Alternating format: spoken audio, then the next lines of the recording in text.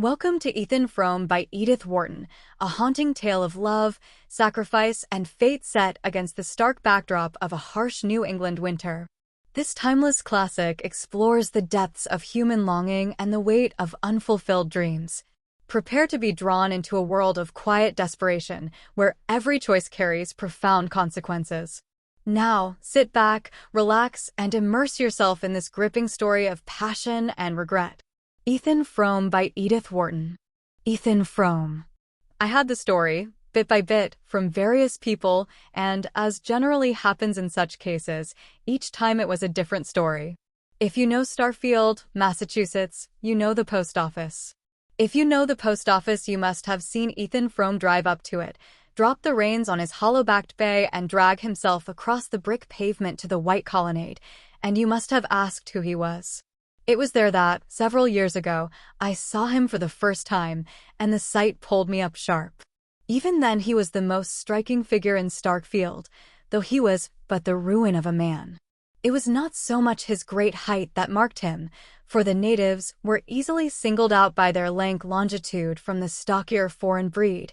It was the careless, powerful look he had, in spite of a lameness checking each step like the jerk of a chain. There was something bleak and unapproachable in his face, and he was so stiffened and grizzled that I took him for an old man and was surprised to hear that he was not more than 52. I had this from Harmon Gow, who had driven the stage from Bettsbridge to Starfield in pre-trolley days and knew the chronicle of all the families on his line. He's looked that way ever since he had his smash-up, and that's 24 years ago come next February, Harmon threw out between reminiscent pauses.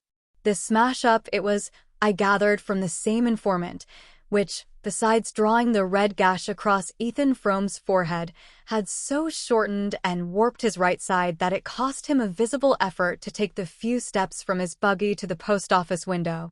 He used to drive in from his farm every day at about noon, and as that was my own hour for fetching my mail, I often passed him in the porch or stood beside him while we waited on the motions of the distributing hand behind the grating.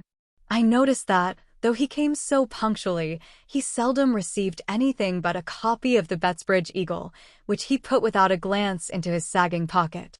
At intervals, however, the postmaster would hand him an envelope addressed to Mrs. Zenobia or Mrs. Zena Frome, and usually bearing conspicuously in the upper left-hand corner the address of some manufacturer of patent medicine and the name of his specific.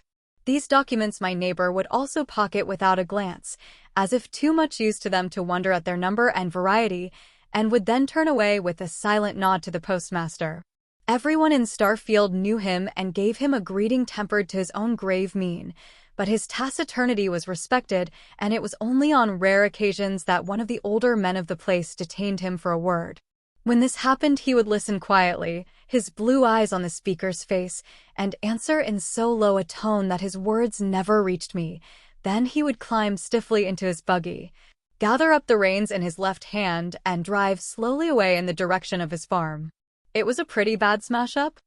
I questioned Harmon, looking after Frome's retreating figure, and thinking how gallantly his lean brown head, with its shock of light hair, must have sat on his strong shoulders before they were bent out of shape. "Wast kind," my informant assented. "More'n enough to kill most men. But the Fromes are tough. Ethan'll likely touch 100. Good God!" I exclaimed. At the moment Ethan Frome, after climbing to his seat, had leaned over to assure himself of the security of a wooden box, also with a druggist's label on it, which he had placed in the back of the buggy. And I saw his face as it probably looked when he thought himself alone. "That man touch 100? He looks as if he was dead and in hell now." Harmon drew a slab of tobacco from his pocket, cut off a wedge, and pressed it into the leather pouch of his cheek. "Guess he's been in Starkfield too many winters. Most of the smart ones get away. Why didn't he? Somebody had to stay and care for the folks. There weren't ever anybody but Ethan. First his father, then his mother, then his wife. And then the smash-up?" Harmon chuckled sardonically. "That's so. He had to stay then." "I see. And since then they've had to care for him?" Harmon thoughtfully passed his tobacco to the other cheek. "Oh, as to that, I guess it's always Ethan done the caring. Though Harmon Gow developed the tale as far as his mental and moral reach permitted, there were perceptible gaps between his facts, and I had the sense that the deeper meaning of the story was in the gaps.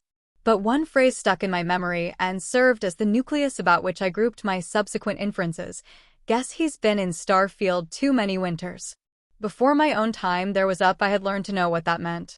Yet I had come in the degenerate day of trolley, bicycle, and rural delivery, when communication was easy between the scattered mountain villages, and the bigger towns in the valleys, such as Bettsbridge and Shadd's Falls, had libraries, theaters, and halls to which the youth of the hills could descend for recreation. But when winter shut down on Starfield and the village lay under a sheet of snow perpetually renewed from the pale skies, I began to see what life there, or rather its negation, must have been in Ethan Frome's young manhood. I had been sent up by my employers on a job connected with the big powerhouse at Corbury Junction, and a long-drawn carpenter's strike had so delayed the work that I found myself anchored at Starfield, the nearest habitable spot, for the best part of the winter. I chafed at first, and then, under the hypnotizing effect of routine, gradually began to find a grim satisfaction in the life. During the early part of my stay, I had been struck by the contrast between the vitality of the climate and the deadness of the community. Day by day, after the December snows were over, a blazing blue sky poured down torrents of light and air on the white landscape, which gave them back in an intenser glitter. One would have supposed that such an atmosphere must quicken the emotions as well as the blood, but it seemed to produce no change except that of retarding still more the sluggish pulse of Starfield. When I had been there a little longer, and had seen this phase of crystal clearness followed by long stretches of sunless cold, when the storms of February had pitched their white tents about the devoted village and the wild cavalry of March winds had charged down to their support, I began to understand why Starfield emerged from its 6-month siege like a starved garrison capitulating without quarter. 20 years earlier, the means of resistance must have been far fewer, and the enemy in command of almost all the lines of access between the beleaguered villages, and, considering these things, I felt the sinister force of Harmon's phrase, "Most of the smart ones get away." But if that were the case, how could any combination of obstacles have hindered the flight of a man like Ethan Frome? During my stay at Starfield, I lodged with a middle-aged widow colloquially known as Mrs. Ned Hale. Mrs. Hale's father had been the village lawyer of the previous generation, and Lawyer Varnum's house, where my landlady still lived with her mother, was the most considerable mansion in the village. It stood at one end of the main street, its classic portico and small-paned windows looking down a flagged path between Norway spruces to the slim white steeple of the Congregational Church. It was clear that the Varnum fortunes were at the ebb, but the two women did what they could to preserve a decent dignity, and Mrs. Hale, in particular, had a certain refinement not out of keeping with her pale, old-fashioned house. In the best parlor, with its black horsehair and mahogany weakly illuminated by a gurgling carcel lamp, I listened every evening to another and more delicately shaded version of the Starfield Chronicle. It was not that Mrs. Ned Hale felt or affected any social superiority to the people about her. It was only that the accident of a finer sensibility and a little more education had put just enough distance between herself and her neighbors to enable her to judge them with detachment. She was not unwilling to exercise this faculty, and I had great hopes of getting from her the missing facts of Ethan Frome's story, or rather such a key to his character as should coordinate the facts I knew. Her mind was a storehouse of innocuous anecdote, and any question about her acquaintances brought forth a volume of detail, but on the subject of Ethan Frome I found her unexpectedly reticent. There was no hint of disapproval in her reserve. I merely felt in her an insurmountable reluctance to speak of him or his affairs. A low, "Yes, I knew them both. It was awful," seeming to be the utmost concession that her distress could make to my curiosity. So marked was the change in her manner, such depths of sad initiation did it imply, that, with some doubts as to my delicacy, I put the case anew to my village oracle, Harmon Gow, but got for my pains only an uncomprehending grunt. Ruth Varnum was always as nervous as a rat, and, come to think of it, she was the first one to see M after they was picked up.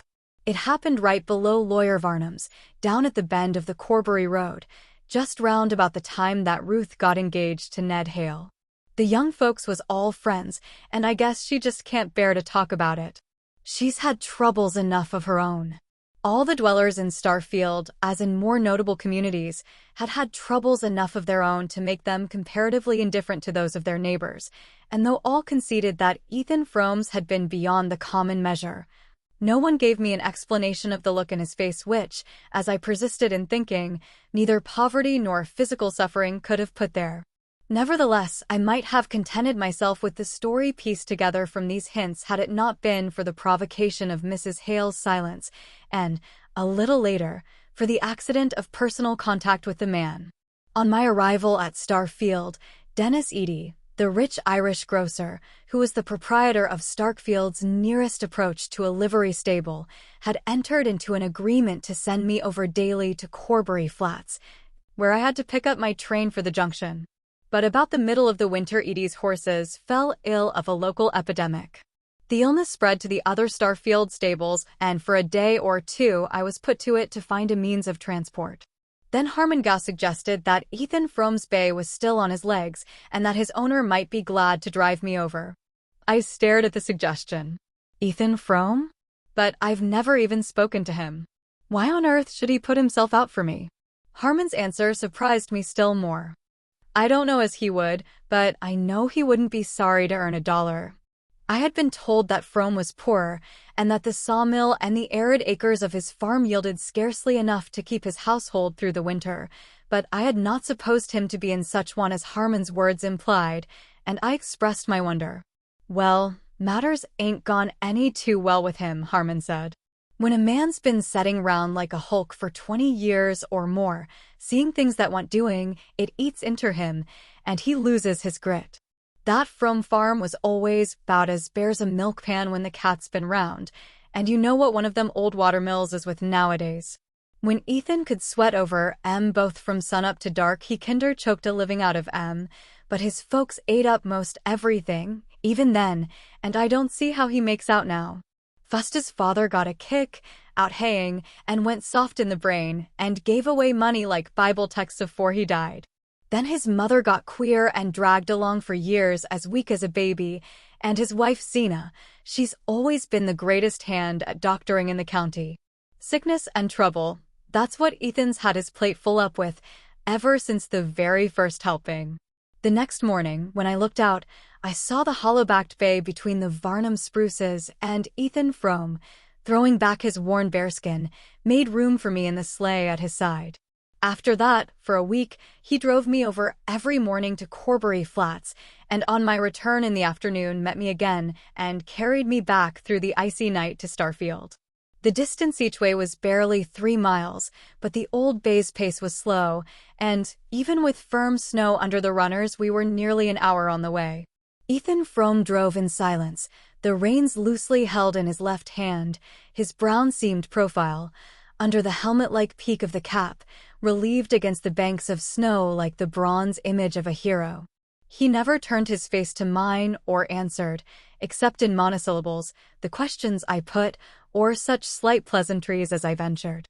He seemed a part of the mute melancholy landscape, an incarnation of its frozen woe, with all that was warm and sentient in him fast bound below the surface, but there was nothing unfriendly in his silence. I simply felt that he lived in a depth of moral isolation too remote for casual access, and I had the sense that his loneliness was not merely the result of his personal plight, tragic as I guessed that to be, but had in it, as Harmongau had hinted, the profound accumulated cold of many Starfield winters. Only once or twice was the distance between us bridged for a moment, and the glimpses thus gained confirmed my desire to know more.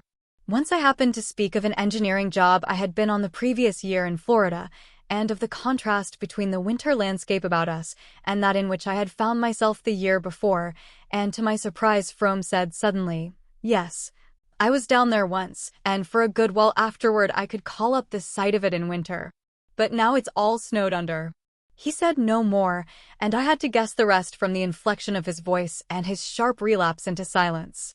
Another day, on getting into my train at the Flats, I missed a volume of popular science. I think it was on some recent discoveries in biochemistry, which I had carried with me to read on the way. I thought no more about it till I got into the sleigh again that evening and saw the book in Frome's hand. "I found it after you were gone," he said. I put the volume into my pocket and we dropped back into our usual silence, but as we began to crawl up the long hill from Corbury Flats to the Starkfield Ridge, I became aware in the dusk that he had turned his face to mine. "There are things in that book that I didn't know the first word about," he said. I wondered less at his words than at the queer note of resentment in his voice. He was evidently surprised and slightly aggrieved at his own ignorance. "Does that sort of thing interest you?" I asked. "It used to. There are one or two rather new things in the book. There have been some big strides lately in that particular line of research." I waited a moment for an answer that did not come. Then I said, "If you'd like to look the book through, I'd be glad to leave it with you." He hesitated, and I had the impression that he felt himself about to yield to a stealing tide of inertia. Then, "Thank you, I'll take it," he answered shortly. I hoped that this incident might set up some more direct communication between us. Frome was so simple and straightforward that I was sure his curiosity about the book was based on a genuine interest in its subject. Such tastes and acquirements in a man of his condition made the contrast more poignant between his outer situation and his inner needs, and I hoped that the chance of giving expression to the latter might at least unseal his lips. But something in his past history, or in his present way of living, had apparently driven him too deeply into himself for any casual impulse to draw him back to his kind. At our next meeting, he made no allusion to the book, and our intercourse seemed fated to remain as negative and one-sided as if there had been no break in his reserve. Frome had been driving me over to the flats for about a week when one morning I looked out of my window into a thick snowfall. The height of the white waves massed against the garden fence and along the wall of the church showed that the storm must have been going on all night and that the drifts were likely to be heavy in the open. I thought it probable that my train would be delayed, but I had to be at the powerhouse for an hour or two that afternoon, and I decided, if Frome turned up, to push through to the flats and wait there till my train came in. I don't know why I put it in the conditional, however, for I never doubted that Frome would appear. He was not the kind of man to be turned from his business by any commotion of the elements, and at the appointed hour his sleigh glided up through the snow like a stage apparition behind thickening veils of gauze. I was getting to know him too well to express either wonder or gratitude at his keeping his appointment, but I exclaimed in surprise as I saw him turn his horse in a direction opposite to that of the Corbury Road. "The railroad's blocked by a freight train that got stuck in a drift below the flats," he explained, as we jogged off into the stinging whiteness. "But look here, where are you taking me then?" "Straight to the junction, by the shortest way," he answered, pointing up Schoolhouse Hill with his whip. "To the junction, in this storm? Why, it's a good 10 miles. The bay'll do it if you give him time. You said you had some business there this afternoon." "I'll see you get there."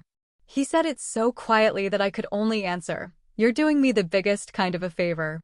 "That's all right," he rejoined.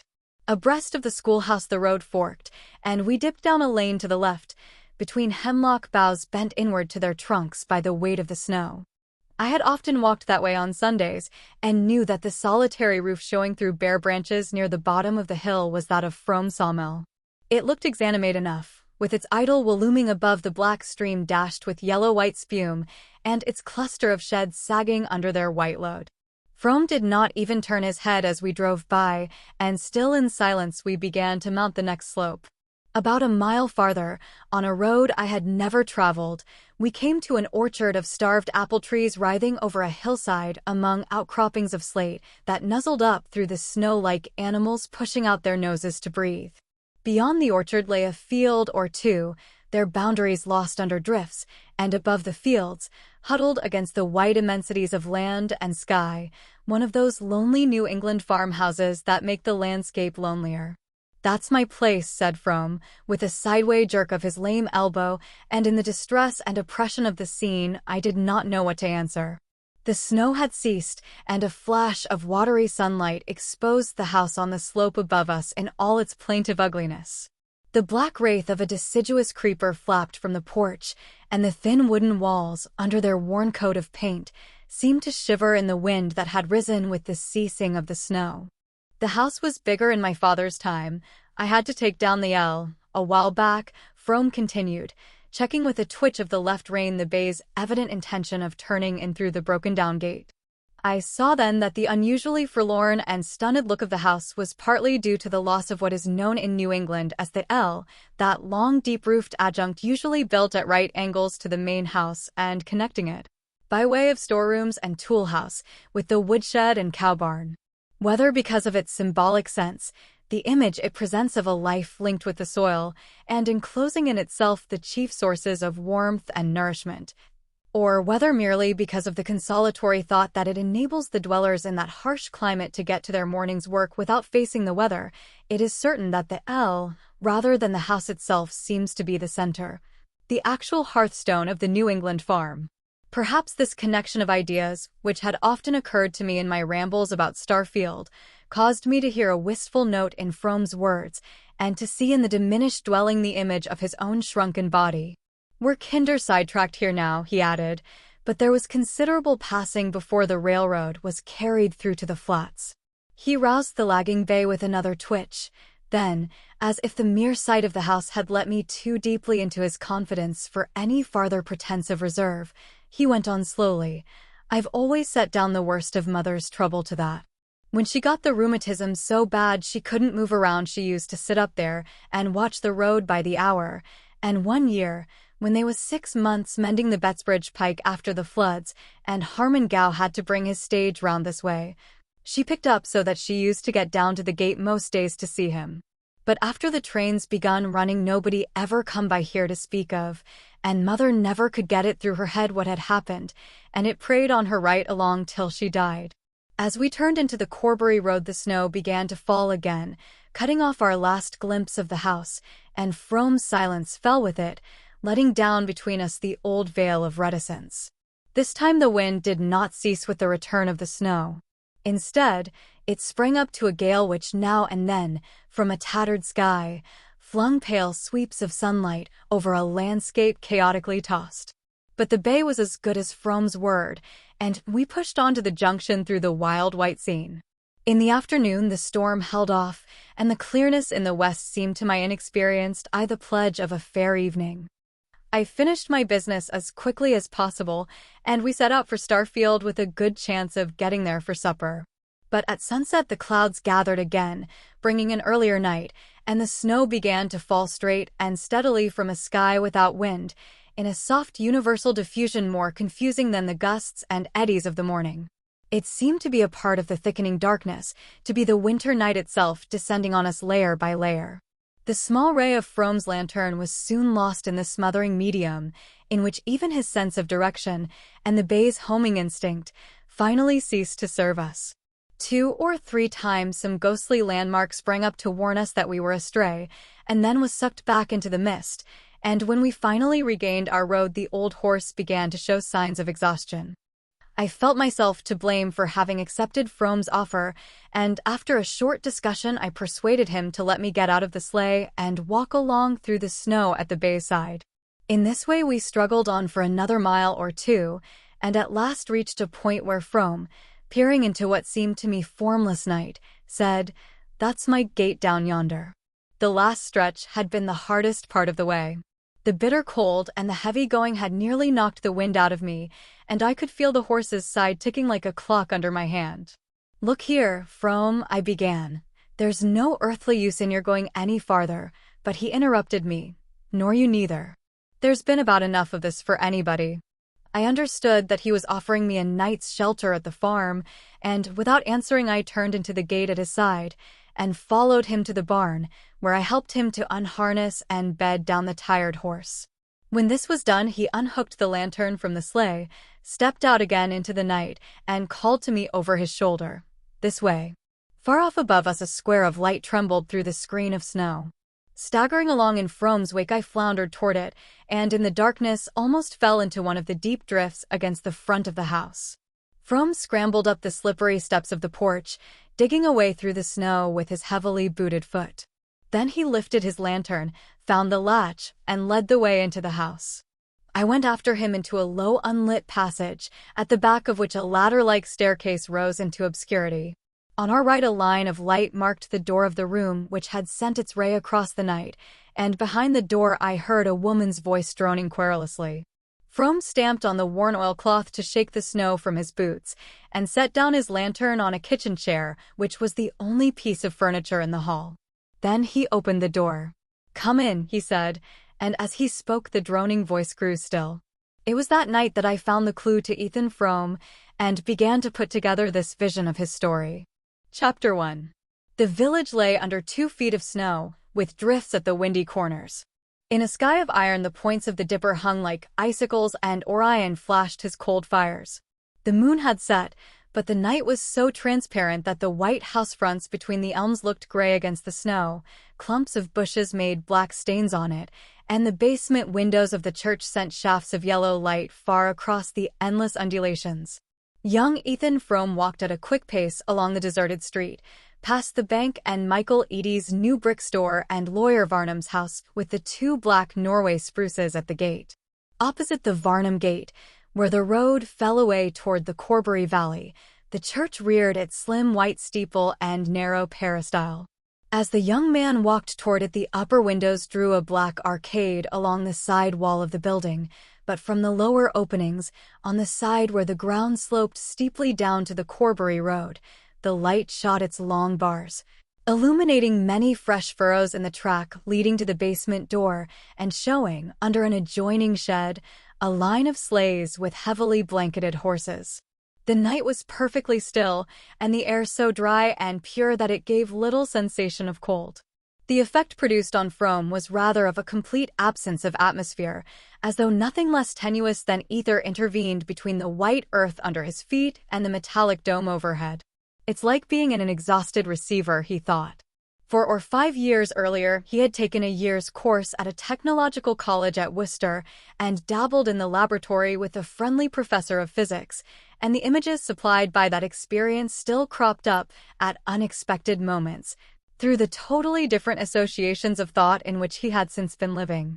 His father's death, and the misfortunes following it, had put a premature end to Ethan's studies, but though they had not gone far enough to be of much practical use, they had fed his fancy and made him aware of huge cloudy meanings behind the daily face of things. As he strode along through the snow, the sense of such meanings glowed in his brain and mingled with the bodily flush produced by his sharp tramp. At the end of the village, he paused before the darkened front of the church. He stood there a moment, breathing quickly and looking up and down the street, in which not another figure moved. The pitch of the Corbury Road, below Lawyer Varnum's spruces, was the favorite coasting ground of Starfield, and on clear evenings the church corner rang till late with the shouts of the coasters, but tonight not a sled darkened the whiteness of the long declivity. The hush of midnight lay on the village, and all its waking life was gathered behind the church windows, from which strains of dance music flowed with the broad bands of yellow light. The young man, skirting the side of the building, went down the slope toward the basement door. To keep out of range of the revealing rays from within, he made a circuit through the untrodden snow and gradually approached the farther angle of the basement wall. Thence, still hugging the shadow, he edged his way cautiously forward to the nearest window, holding back his straight spare body and craning his neck till he got a glimpse of the room. Seen thus, from the pure and frosty darkness in which he stood, it seemed to be seething in a mist of heat. The metal reflectors of the gas jets sent crude waves of light against the whitewashed walls, and the iron flanks of the stove at the end of the hall looked as though they were heaving with volcanic fires. The floor was thronged with girls and young men. Down the side wall facing the window stood a row of kitchen chairs from which the older women had just risen. By this time the music had stopped, and the musicians, a fiddler, and the young lady who played the harmonium on Sundays, were hastily refreshing themselves at one corner of the supper table, which aligned its devastated pie dishes and ice cream saucers on the platform at the end of the hall. The guests were preparing to leave, and the tide had already set toward the passage where coats and wraps were hung, when a young man with a sprightly foot and a shock of black hair shot into the middle of the floor and clapped his hands. The signal took instant effect.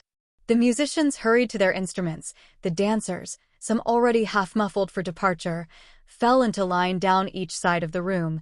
The older spectators slipped back to their chairs, and the lively young man, after diving about here and there in the throng, drew forth a girl who had already wound a cherry-colored fascinator about her head, and, leading her up to the end of the floor, whirled her down its length to the bounding tune of a Virginia reel.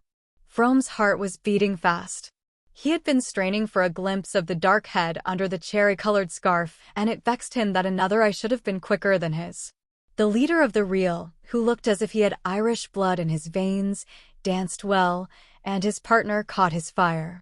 As she passed down the line, her light figure swinging from hand to hand in circles of increasing swiftness, the scarf flew off her head and stood out behind her shoulders, and Frome, at each turn, caught sight of her laughing, panting lips, the cloud of dark hair about her forehead, and the dark eyes which seemed the only fixed points in a maze of flying lines.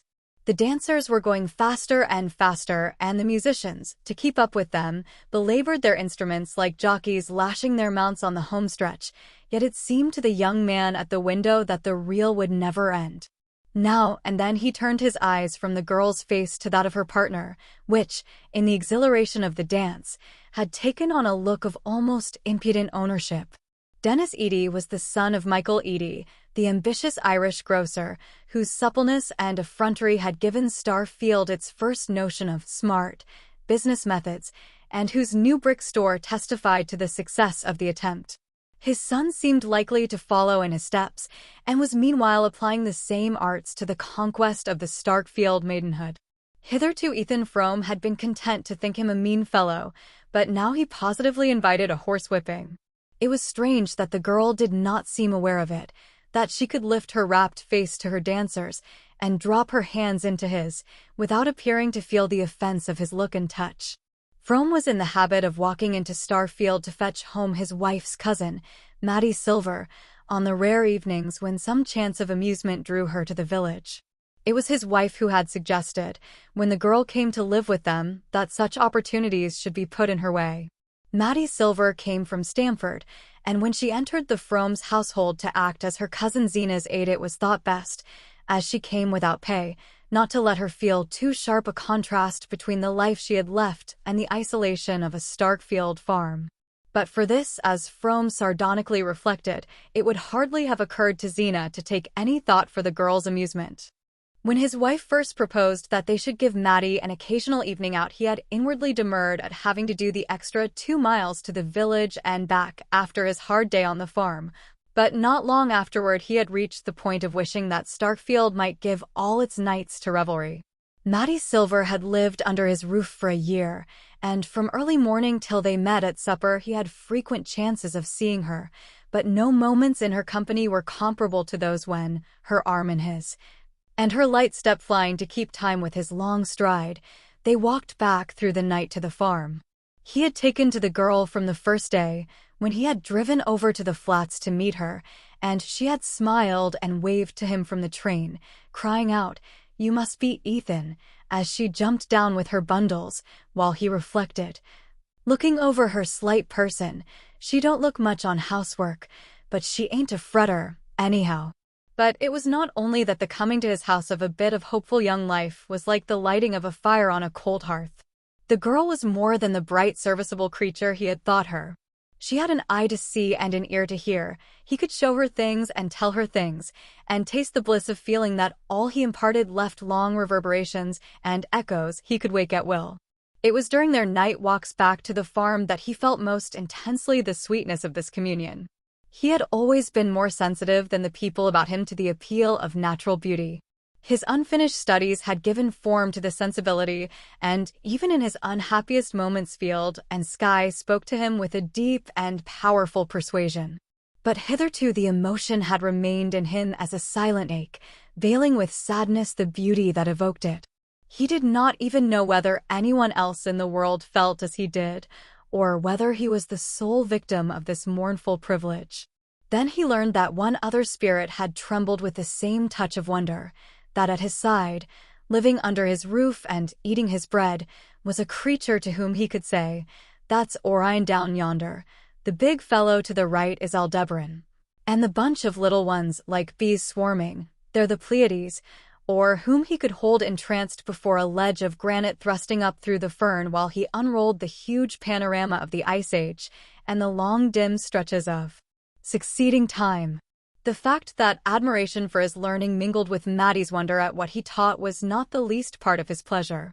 And there were other sensations, less definable but more exquisite, which drew them together with a shock of silent joy: the cold red of sunset behind winter hills, the flight of cloud flocks over slopes of golden stubble, or the intensely blue shadows of hemlocks on sunlit snow.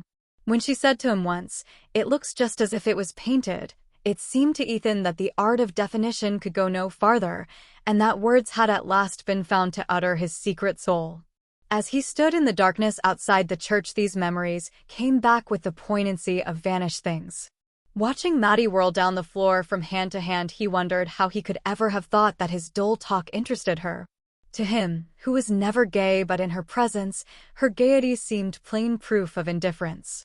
The face she lifted to her dancers was the same which, when she saw him, always looked like a window that has caught the sunset.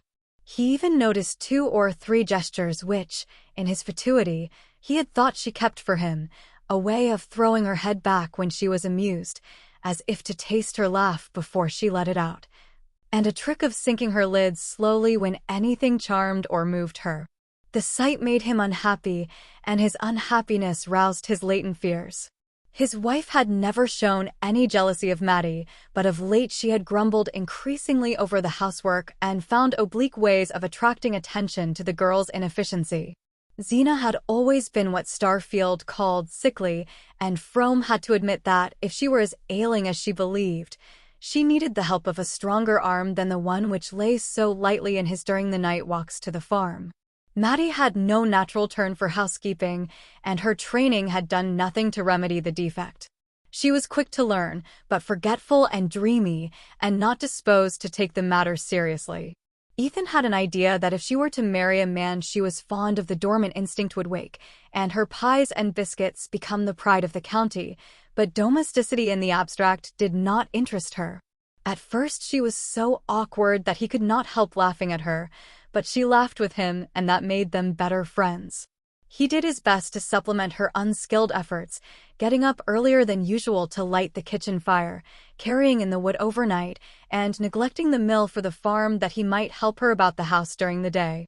He even crept down on Saturday nights to scrub the kitchen floor after the women had gone to bed, and Zena, one day, had surprised him at the churn and had turned away silently, with one of her queer looks. Of late there had been other signs of her disfavor, as intangible but more disquieting. One cold winter morning, as he dressed in the dark, his candle flickering in the draught of the ill-fitting window, he had heard her speak from the bed behind him. "The doctor don't want I should be left without anybody to do for me," she said in her flat whine. He had supposed her to be asleep, and the sound of her voice had startled him, though she was given to abrupt explosions of speech after long intervals of secretive silence. He turned and looked at her where she lay indistinctly outlined under the dark calico quilt, her high-boned face taking a grayish tinge from the whiteness of the pillow. "Nobody to do for you?" he repeated. "If you say you can't afford a hired girl when Maddie goes." Frome turned away again, and taking up his razor stooped to catch the reflection of his stretched cheek in the blotched looking-glass above the washstand. "Why on earth should Maddie go?" "Well, when she gets married, I mean," his wife's drawl came from behind him. "Oh, she'd never leave us as long as you needed her," he returned, scraping hard at his chin. "I wouldn't ever have it said that I stood in the way of a poor girl like Maddie marrying a smart fellow like Dennis Edie," Zena answered in a tone of plaintive self-effacement. Ethan, glaring at his face in the glass, threw his head back to draw the razor from ear to chin. His hand was steady, but the attitude was an excuse for not making an immediate reply. "And the doctor don't want I should be left without anybody," Zena continued. "He wanted I should speak to you about a girl he's heard about, that might come." Ethan laid down the razor and straightened himself with a laugh. "Dennis Edie. If that's all, I guess there's no such hurry to look round for a girl." "Well, I'd like to talk to you about it," said Zena obstinately. He was getting into his clothes in fumbling haste. "All right. But I haven't got the time now. I'm late as it is," he returned, holding his old silver turnip watch to the candle. Zena, apparently accepting this as final, lay watching him in silence while he pulled his suspenders over his shoulders and jerked his arms into his coat. But as he went toward the door, she said, suddenly and incisively, "I guess you're always late. Now you shave every morning." That thrust had frightened him more than any vague insinuations about Dennis Eady. It was a fact that since Maddie Silver's coming he had taken to shaving every day, but his wife always seemed to be asleep when he left her side in the winter darkness, and he had stupidly assumed that she would not notice any change in his appearance. Once or twice in the past he had been faintly disquieted by Zenobia's way of letting things happen without seeming to remark them, and then, weeks afterward, in a casual phrase, revealing that she had all along taken her notes and drawn her inferences. Of late, however, there had been no room in his thoughts for such vague apprehensions. Xena herself, from an oppressive reality, had faded into an insubstantial shade. All his life was lived in the sight and sound of Maddie Silver, and he could no longer conceive of its being otherwise. But now, as he stood outside the church and saw Maddie spinning down the floor with Dennis Eady, a throng of disregarded hints and menaces wove their cloud about his brain. Chapter 2. As the dancers poured out of the hall, Frome, drawing back behind the projecting storm door, watched the segregation of the grotesquely muffled groups, in which a moving lantern ray now and then lit up a face flushed with food and dancing. The villagers, being afoot, were the first to climb the slope to the main street, while the country neighbors packed themselves more slowly into the sleighs under the shed. "Ain't you riding, Maddie?" A woman's voice called back from the throng about the shed, and Ethan's heart gave a jump. From where he stood he could not see the persons coming out of the hall till they had advanced a few steps beyond the wooden sides of the storm door, but through its cracks he heard a clear voice answer, "Mercy, no. Not on such a night." She was there, then, close to him, only a thin board between. In another moment she would step forth into the night, and his eyes, accustomed to the obscurity, would discern her as clearly as though she stood in daylight. A wave of shyness pulled him back into the dark angle of the wall, and he stood there in silence instead of making his presence known to her. It had been one of the wonders of their intercourse that from the first, she, the quicker, finer, more expressive, instead of crushing him by the contrast, had given him something of her own ease and freedom. But now he felt as heavy and loudish as in his student days, when he had tried to jolly the Worcester girls at a picnic. He hung back, and she came out alone and paused within a few yards of him. She was almost the last to leave the hall, and she stood looking uncertainly about her as if wondering why he did not show himself. Then a man's figure approached, coming so close to her that under their formless wrappings they seemed merged in one dim outline. "Gentleman friend gone back on you?" "Say, Matt, that's tough." "No, I wouldn't be mean enough to tell the other girls. I ain't as low down as that." How Frome hated his cheap banter. "But look at here, ain't it lucky I got the old man's cutter down there waiting for us?" Frome heard the girl's voice, gaily incredulous. "What on earth's your father's cutter doing down there?" "Why, waiting for me to take a ride. I got the roan colt too. I kinder knew I'd want to take a ride tonight." Eady, in his triumph, tried to put a sentimental note into his bragging voice.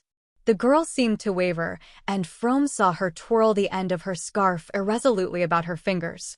Not for the world would he have made a sign to her, though it seemed to him that his life hung on her next gesture.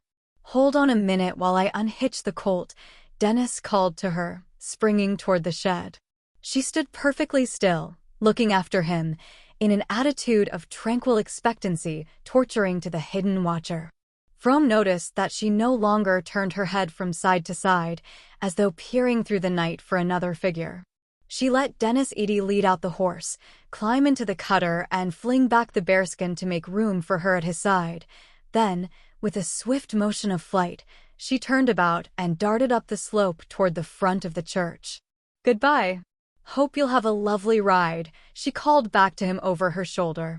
Dennis laughed and gave the horse a cut that brought him quickly abreast of her retreating figure. "Come along. Get in quick. It's as slippery as thunder on this turn," he cried, leaning over to reach out a hand to her. She laughed back at him. "Good night. I'm not getting in." By this time, they had passed beyond Frome's earshot, and he could only follow the shadowy pantomime of their silhouettes as they continued to move along the crest of the slope above him. He saw Edie, after a moment, jump from the cutter and go toward the girl with the reins over one arm. The other he tried to slip through hers, but she eluded him nimbly, and Frome's heart, which had swung out over a black void, trembled back to safety. A moment later, he heard the jingle of departing sleigh bells and discerned a figure advancing alone toward the empty expanse of snow before the church. In the black shade of the Varnum spruces, he caught up with her and she turned with a quick, "Oh, think I'd forgotten you, Matt?" he asked with sheepish glee. She answered seriously, "I thought maybe you couldn't come back for me." "Couldn't? What on earth could stop me?" "I knew Zena wasn't feeling any too good today." "Oh, she's in bed long ago." He paused, a question struggling in him. "Then you meant to walk home all alone?" "Oh, I ain't afraid," she laughed. They stood together in the gloom of the spruces, an empty world glimmering about them wide and gray under the stars. He brought his question out. "If you thought I hadn't come, why didn't you ride back with Dennis Edie?" "Why, where were you?" "How did you know?" "I never saw you." Her wonder and his laughter ran together like spring rills in a thaw. Ethan had the sense of having done something arch and ingenious. To prolong the effect, he groped for a dazzling phrase and brought out, in a growl of rapture, "Come along." He slipped an arm through hers, as Edie had done, and fancied it was faintly pressed against her side, but neither of them moved. It was so dark under the spruces that he could barely see the shape of her head beside his shoulder. He longed to stoop his cheek and rub it against her scarf. He would have liked to stand there with her all night in the blackness. She moved forward a step or two and then paused again above the dip of the Corbury Road. Its icy slope, scored by innumerable runners, looked like a mirror scratched by travelers at an inn. "There was a whole lot of them coasting before the moon set," she said. "Would you like to come in and coast with them some night?" he asked. "Oh, would you, Ethan? It would be lovely. We'll come tomorrow if there's a moon." She lingered, pressing closer to his side. Ned Hale and Ruth Farnham came just as near running into the big elm at the bottom. "We were all sure they were killed." Her shiver ran down his arm. "Wouldn't it have been too awful?" "They're so happy." "Oh, Ned ain't much at steering." "I guess I can take you down all right," he said disdainfully. He was aware that he was talking big, like Dennis Edie, but his reaction of joy had unsteadied him, and the inflection with which she had said of the engaged couple, "They're so happy," made the words sound as if she had been thinking of herself and him. "The elm is dangerous, though. It ought to be cut down," she insisted. "Would you be afraid of it with me?" "I told you I ain't the kind to be afraid," she tossed back, almost indifferently, and suddenly she began to walk on with a rapid step. These alterations of mood were the despair and joy of Ethan Frome. The motions of her mind were as incalculable as the flit of a bird in the branches. The fact that he had no right to show his feelings, and thus provoke the expression of hers, made him attach a fantastic importance to every change in her look and tone. Now he thought she understood him, and feared. Now he was sure she did not, and despaired. Tonight the pressure of accumulated misgivings sent the scale drooping toward despair, and her indifference was the more chilling after the flush of joy into which she had plunged him by dismissing Dennis Edie. He mounted Schoolhouse Hill at her side and walked on in silence till they reached the lane leading to the sawmill. Then the need of some definite assurance grew too strong for him.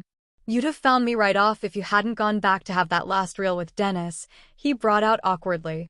He could not pronounce the name without a stiffening of the muscles of his throat.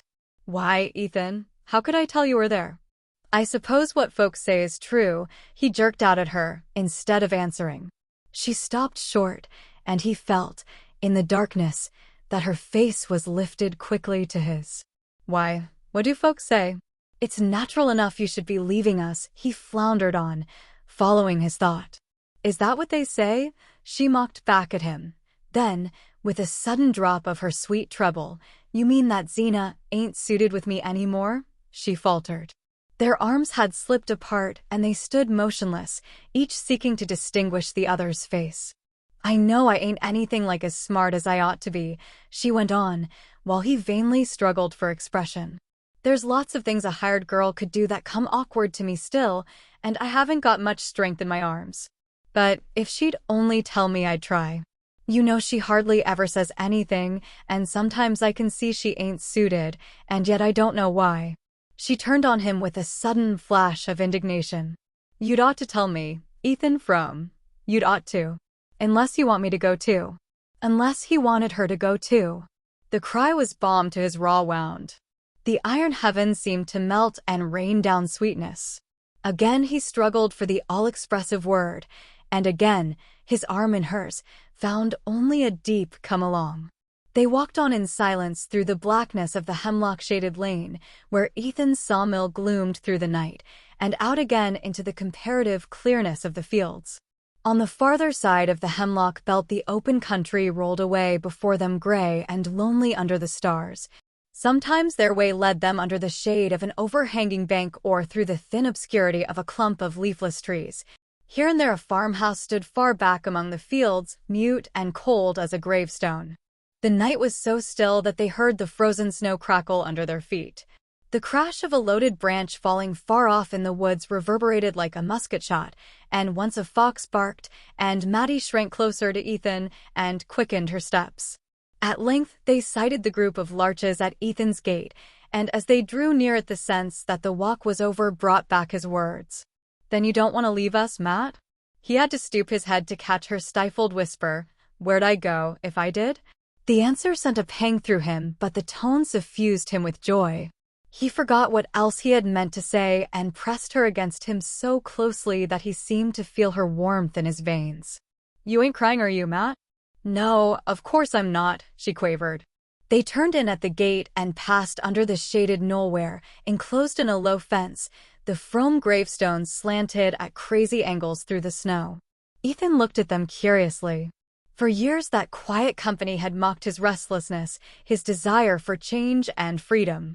"We never got away, how should you?" seemed to be written on every headstone, and whenever he went in or out of his gate he thought with a shiver, "I shall just go on living here till I join them." But now all desire for change had vanished, and the sight of the little enclosure gave him a warm sense of continuance and stability. "I guess we'll never let you go, Matt," he whispered, as though even the dead, lovers once, must conspire with him to keep her, and brushing by the graves, he thought, "We'll always go on living here together, and someday she'll lie there beside me." He let the vision possess him as they climbed the hill to the house. He was never so happy with her as when he abandoned himself to these dreams. Halfway up the slope Maddie stumbled against some unseen obstruction and clutched his sleeve to steady herself. The wave of warmth that went through him was like the prolongation of his vision. For the first time he stole his arm about her, and she did not resist. They walked on as if they were floating on a summer stream. Zena always went to bed as soon as she had had her supper, and the shutterless windows of the house were dark. A dead cucumber vine dangled from the porch like the crepe streamer tied to the door for a death, and the thought flashed through Ethan's brain, if it was there for Zena, then he had a distinct sight of his wife lying in their bedroom asleep, her mouth slightly open, her false teeth in a tumbler by the bed. They walked around to the back of the house, between the rigid gooseberry bushes. It was Zena's habit, when they came back late from the village, to leave the key of the kitchen door under the mat. Ethan stood before the door, his head heavy with dreams, his arms still about Maddie. "Matt," he began, not knowing what he meant to say. She slipped out of his hold without speaking, and he stooped down and felt for the key. "It's not there," he said, straightening himself with a start. They strained their eyes at each other through the icy darkness. Such a thing had never happened before. "Maybe she's forgotten it," Maddie said in a tremulous whisper, but both of them knew that it was not like Zena to forget. "It might have fallen off into the snow," Maddie continued, after a pause during which they had stood intently listening. "It must have been pushed off, then," he rejoined in the same tone. Another wild thought tore through him. What if tramps had been there? What if? Again he listened, fancying he heard a distant sound in the house. Then he felt in his pocket for a match, and kneeling down, passed its light slowly over the rough edges of snow about the doorstep. He was still kneeling when his eyes, on a level with the lower panel of the door, caught a faint ray beneath it. Who could be stirring in that silent house? He heard a step on the stairs, and again for an instant the thought of tramps tore through him. Then the door opened, and he saw his wife. Against the dark background of the kitchen, she stood up tall and angular, one hand drawing a quilted counterpane to her flat breast, while the other held a lamp. The light, on a level with her chin, drew out of the darkness her puckered throat and the projecting wrist of the hand that clutched the quilt, and deepened fantastically the hollows and prominences of her high-boned face under its ring of crimping pins. To Ethan, still in the rosy haze of his hour with Maddie, the sight came with the intense precision of the last dream before waking. He felt as if he had never before known what his wife looked like. She drew aside without speaking, and Maddie and Ethan passed into the kitchen, which had the deadly chill of a vault after the dry cold of the night. "Guess you forgot about us, Zena," Ethan joked, stamping the snow from his boots. "No. I just felt so mean I couldn't sleep." Maddie came forward, unwinding her wraps, the color of the cherry scarf in her fresh lips and cheeks. "I'm so sorry, Zena. Isn't there anything I can do?" "No, there's nothing." Zena turned away from her. "You might, shook off that snow outside," she said to her husband. She walked out of the kitchen ahead of them and, pausing in the hall, raised the lamp at arm's length, as if to light them up the stairs. Ethan paused also, affecting to fumble for the peg on which he hung his coat and cap. The doors of the two bedrooms faced each other across the narrow upper landing, and tonight it was peculiarly repugnant to him that Maddie should see him follow Zena. "I guess I won't come up yet a while," he said, turning as if to go back to the kitchen. Zena stopped short and looked at him. "For the land's sake, what you going to do down here?" "I've got the mill accounts to go over." She continued to stare at him, the flame of the unshaded lamp bringing out with microscopic cruelty the fretful lines of her face. "At this time o' night? You'll catch your death. The fire's out long ago." Without answering, he moved away toward the kitchen. As he did so, his glance crossed Maddie's, and he fancied that a fugitive warning gleamed through her lashes. The next moment they sank to her flushed cheeks, and she began to mount the stairs ahead of Zena. "That's so. It is powerful cold down here," Ethan assented, and with lowered head he went up in his wife's wake and followed her across the threshold of their room. Chapter 3. There was some hauling to be done at the lower end of the woodlot, and Ethan was out early the next day. The winter morning was as clear as crystal. The sunrise burned red in a pure sky, the shadows on the rim of the woodlot were darkly blue, and beyond the white and scintillating fields patches of far-off forest hung like smoke. It was in the early morning stillness, when his muscles were swinging to their familiar task and his lungs expanding with long draughts of mountain air, that Ethan did his clearest thinking. He and Zena had not exchanged a word after the door of their room had closed on them. She had measured out some drops from a medicine bottle on a chair by the bed and, after swallowing them and wrapping her head in a piece of yellow flannel, had lain down with her face turned away. Ethan undressed hurriedly and blew out the light so that he should not see her when he took his place at her side. As he lay there, he could hear Maddie moving about in her room, and her candle, sending its small ray across the landing, drew a scarcely perceptible line of light under his door. He kept his eyes fixed on the light till it vanished. Then the room grew perfectly black, and not a sound was audible but Zena's asthmatic breathing. Ethan felt confusedly that there were many things he ought to think about, but through his tingling veins and tired brain only one sensation throbbed, the warmth of Maddie's shoulder against his. Why had he not kissed her when he held her there? A few hours earlier he would not have asked himself the question. Even a few minutes earlier, when they had stood alone outside the house, he would not have dared to think of kissing her. But since he had seen her lips in the lamplight, he felt that they were his. Now, in the bright morning air, her face was still before him. It was part of the sun's red and of the pure glitter on the snow. How the girl had changed since she had come to Starkfield. He remembered what a colorless slip of a thing she had looked the day he had met her at the station. And all the first winter, how she had shivered with cold when the northerly gales shook the thin clapboards and the snow beat like hail against the loose-hung windows. He had been afraid that she would hate the hard life, the cold and loneliness, but not a sign of discontent escaped her. Xena took the view that Maddie was bound to make the best of Starfield since she hadn't any other place to go to, but this did not strike Ethan as conclusive. Xena, at any rate, did not apply the principle in her own case. He felt all the more sorry for the girl because misfortune had, in a sense, indentured her to them. Maddie Silver was the daughter of a cousin of Zenobia Frome's, who had inflamed his clan with mingled sentiments of envy and admiration by descending from the hills to Connecticut, where he had married a Stamford girl and succeeded to her father's thriving drug business. Unhappily, Orrin Silver, a man of far-reaching aims, had died too soon to prove that the end justifies the means. His accounts revealed merely what the means had been, and these were such that it was fortunate for his wife and daughter that his books were examined only after his impressive funeral. His wife died of the disclosure, and Maddie, at 20, was left alone to make her way on the $50 obtained from the sale of her piano. For this purpose her equipment, though varied, was inadequate. She could trim a hat, make molasses candy, recite, "Curfew shall not ring tonight," and play "The Lost Chord" and a potpourri from Carmen. When she tried to extend the field of her activities in the direction of stenography and bookkeeping, her health broke down, and 6 months on her feet behind the counter of a department store did not tend to restore it.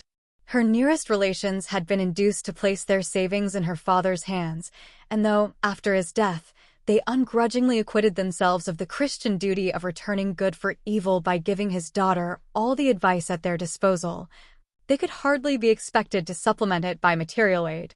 But when Zenobia's doctor recommended her looking about for someone to help her with the housework, the clan instantly saw the chance of exacting a compensation from Maddie.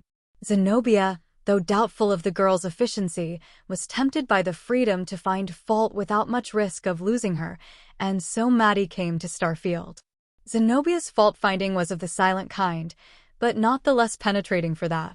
During the first months, Ethan alternately burned with the desire to see Maddie defy her and trembled with fear of the result. Then the situation grew less strained. The pure air and the long summer hours in the open gave back life and elasticity to Maddie, and Xena, with more leisure to devote to her complex ailments, grew less watchful of the girl's omissions, so that Ethan, struggling on under the burden of his barren farm and failing sawmill, could at least imagine that peace reigned in his house. There was really, even now, no tangible evidence to the contrary, but since the previous night of vague dread had hung on his skyline. It was formed of Xena's obstinate silence, of Maddie's sudden look of warning, of the memory of just such fleeting imperceptible signs as those which told him, on certain stainless mornings, that before night there would be rain. His dread was so strong that, manlike, he sought to postpone certainty.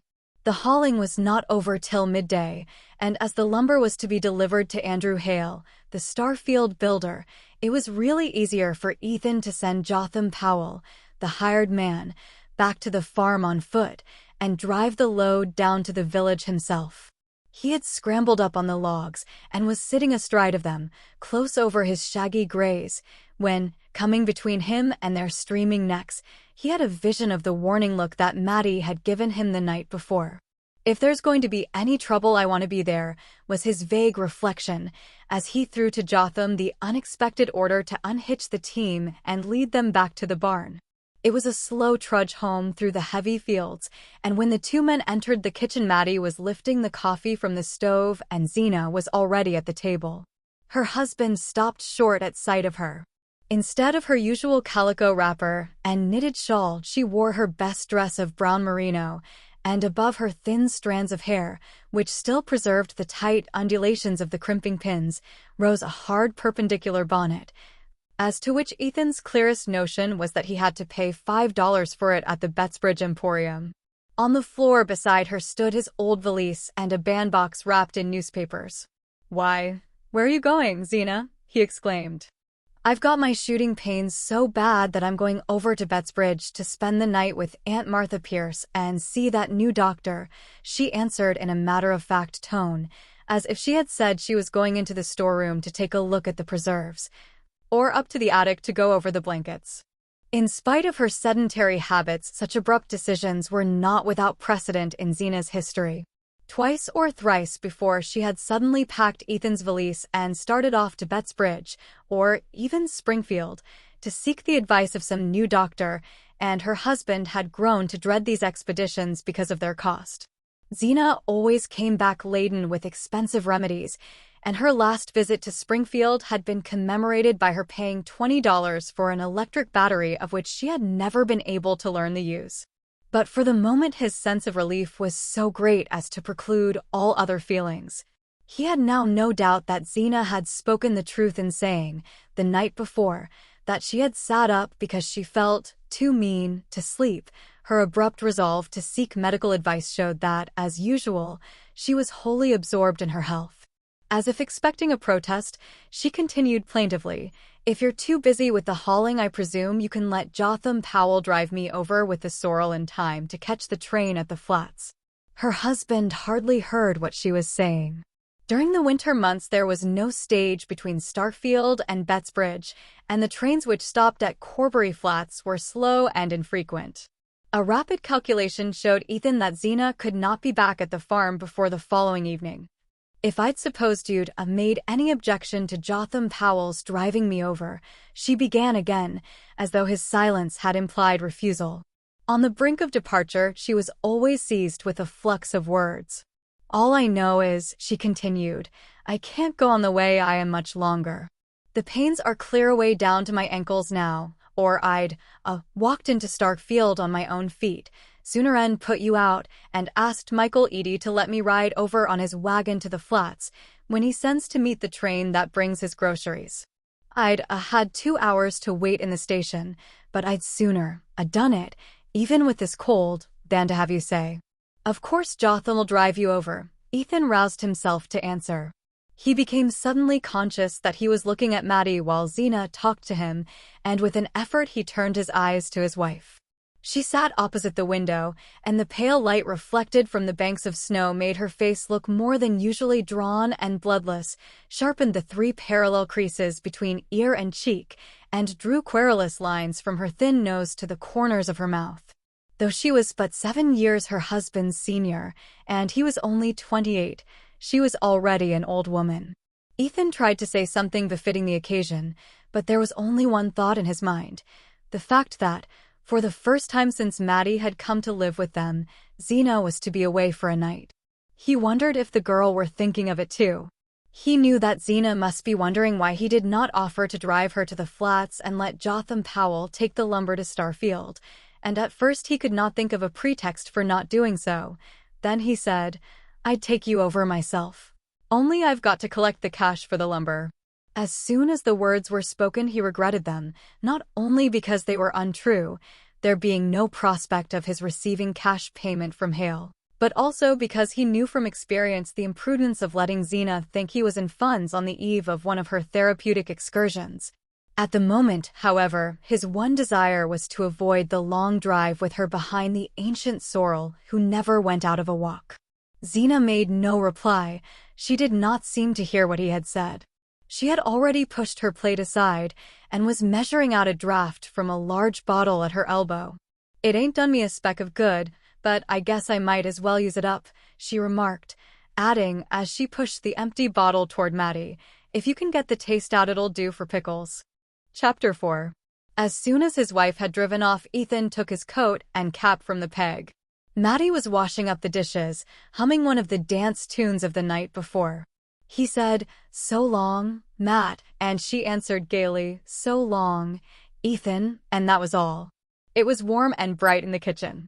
The sun slanted through the south window on the girl's moving figure, on the cat dozing in a chair, and on the geraniums brought in from the doorway, where Ethan had planted them in the summer to make a garden for Maddie. He would have liked to linger on, watching her tidy up and then settle down to her sewing, but he wanted still more to get the hauling done and be back at the farm before night. All the way down to the village, he continued to think of his return to Maddie. The kitchen was a poor place, not spruce and shining as his mother had kept it in his boyhood, but it was surprising what a homelike look the mere fact of Zena's absence gave it. And he pictured what it would be like that evening, when he and Maddie were there after supper. For the first time they would be alone together indoors, and they would sit there, one on each side of the stove, like a married couple, he in his stocking feet and smoking his pipe, she laughing and talking in that funny way she had, which was always as new to him as if he had never heard her before. The sweetness of the picture and the relief of knowing that his fears of trouble with Zina were unfounded sent up his spirits with a rush, and he, who was usually so silent, whistled and sang aloud as he drove through the snowy fields. There was in him a slumbering spark of sociability which the long Starkfield winters had not yet extinguished. By nature grave and inarticulate, he admired recklessness and gaiety in others, and was warmed to the marrow by friendly human intercourse. At Worcester, though he had the name of keeping to himself and not being much of a hand at a good time, he had secretly gloried in being clapped on the back and hailed as Old Ethy or Old Stiff. And the cessation of such familiarities had increased the chill of his return to Starkfield. There the silence had deepened about him year by year. Left alone, after his father's accident, to carry the burden of farm and mill, he had had no time for convivial loiterings in the village, and when his mother fell ill the loneliness of the house grew more oppressive than that of the fields. His mother had been a talker in her day, but after her trouble, the sound of her voice was seldom heard, though she had not lost the power of speech. Sometimes, in the long winter evenings, when in desperation her son asked her why she didn't say something, she would lift a finger and answer, "Because I'm listening," and on stormy nights, when the loud wind was about the house, she would complain, if he spoke to her, "They're talking so out there that I can't hear you." It was only when she drew toward her last illness, and his cousin Zenobia Pierce came over from the next valley to help him nurse her, that human speech was heard again in the house. After the mortal silence of his long imprisonment, Zina's volubility was music in his ears. He felt that he might have gone like his mother if the sound of a new voice had not come to steady him. Zina seemed to understand his case at a glance. She laughed at him for not knowing the simplest sickbed duties and told him to go right along out and leave her to see to things. The mere fact of obeying her orders, of feeling free to go about his business again and talk with other men, restored his shaken balance and magnified his sense of what he owed her. Her efficiency shamed and dazzled him. She seemed to possess by instinct all the household wisdom that his long apprenticeship had not instilled in him. When the end came, it was she who had to tell him to hitch up and go for the undertaker, and she thought it funny that he had not settled beforehand who was to have his mother's clothes and the sewing machine. After the funeral, when he saw her preparing to go away, he was seized with an unreasoning dread of being left alone on the farm, and before he knew what he was doing, he had asked her to stay there with him. He had often thought since that it would not have happened if his mother had died in spring instead of winter. When they married, it was agreed that, as soon as he could straighten out the difficulties resulting from Mrs. Frome's long illness, they would sell the farm and sawmill and try their luck in a large town. Ethan's love of nature did not take the form of a taste for agriculture. He had always wanted to be an engineer and to live in towns where there were lectures and big libraries and fellows doing things. A slight engineering job in Florida, put in his way during his period of study at Worcester, increased his faith in his ability as well as his eagerness to see the world, and he felt sure that, with a smart wife like Zina, it would not be long before he had made himself a place in it. Zina's native village was slightly larger and nearer to the railway than Starkfield, and she had let her husband see from the first that life on an isolated farm was not what she had expected when she married. But purchasers were slow in coming, and while he waited for them, Ethan learned the impossibility of transplanting her. She chose to look down on Starkfield, but she could not have lived in a place which looked down on her. Even Bettsbridge or Shadd's Falls would not have been sufficiently aware of her, and in the greater cities which attracted Ethan she would have suffered a complete loss of identity. And within a year of their marriage she developed the sickliness, which had since made her notable even in a community rich in pathological instances. When she came to take care of his mother, she had seemed to Ethan like the very genius of health, but he soon saw that her skill as a nurse had been acquired by the absorbed observation of her own symptoms. Then she too fell silent. Perhaps it was the inevitable effect of life on the farm, or perhaps, as she sometimes said, it was because Ethan never listened. The charge was not wholly unfounded. When she spoke, it was only to complain, and to complain of things not in his power to remedy, and to check a tendency to impatient retort. He had first formed the habit of not answering her, and finally of thinking of other things while she talked. Of late, however, since he had reasons for observing her more closely, her silence had begun to trouble him.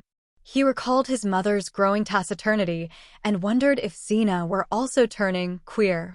Women did, he knew. Zina, who had at her fingers' ends the pathological chart of the whole region, had cited many cases of the kind while she was nursing his mother, and he himself knew of certain lonely farmhouses in the neighborhood where stricken creatures pined, and of others where sudden tragedy had come of their presence. At times, looking at Zina's shut face, he felt the chill of such forebodings. At other times her silence seemed deliberately assumed to conceal far-reaching intentions, mysterious conclusions drawn from suspicions and resentments impossible to guess. That supposition was even more disturbing than the other, and it was the one which had come to him the night before, when he had seen her standing in the kitchen door. Now her departure for Bettsbridge had once more eased his mind, and all his thoughts were on the prospect of his evening with Maddie. Only one thing weighed on him, and that was his having told Zina that he was to receive cash for the lumber. He foresaw so clearly the consequences of this imprudence that with considerable reluctance he decided to ask Andrew Hale for a small advance on his load. When Ethan drove into Hale's yard, the builder was just getting out of his sleigh. "Hello, Ethy," he said. "This comes handy."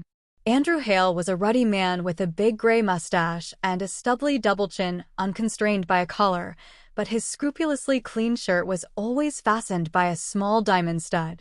This display of opulence was misleading, for though he did a fairly good business, it was known that his easygoing habits and the demands of his large family frequently kept him what Starfield called behind.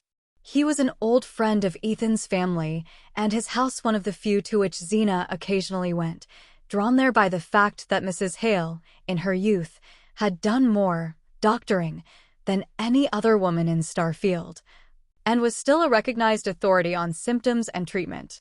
Hale went up to the Greys and patted their sweating flanks. "Well, sir," he said, "you keep them too as if they was pets."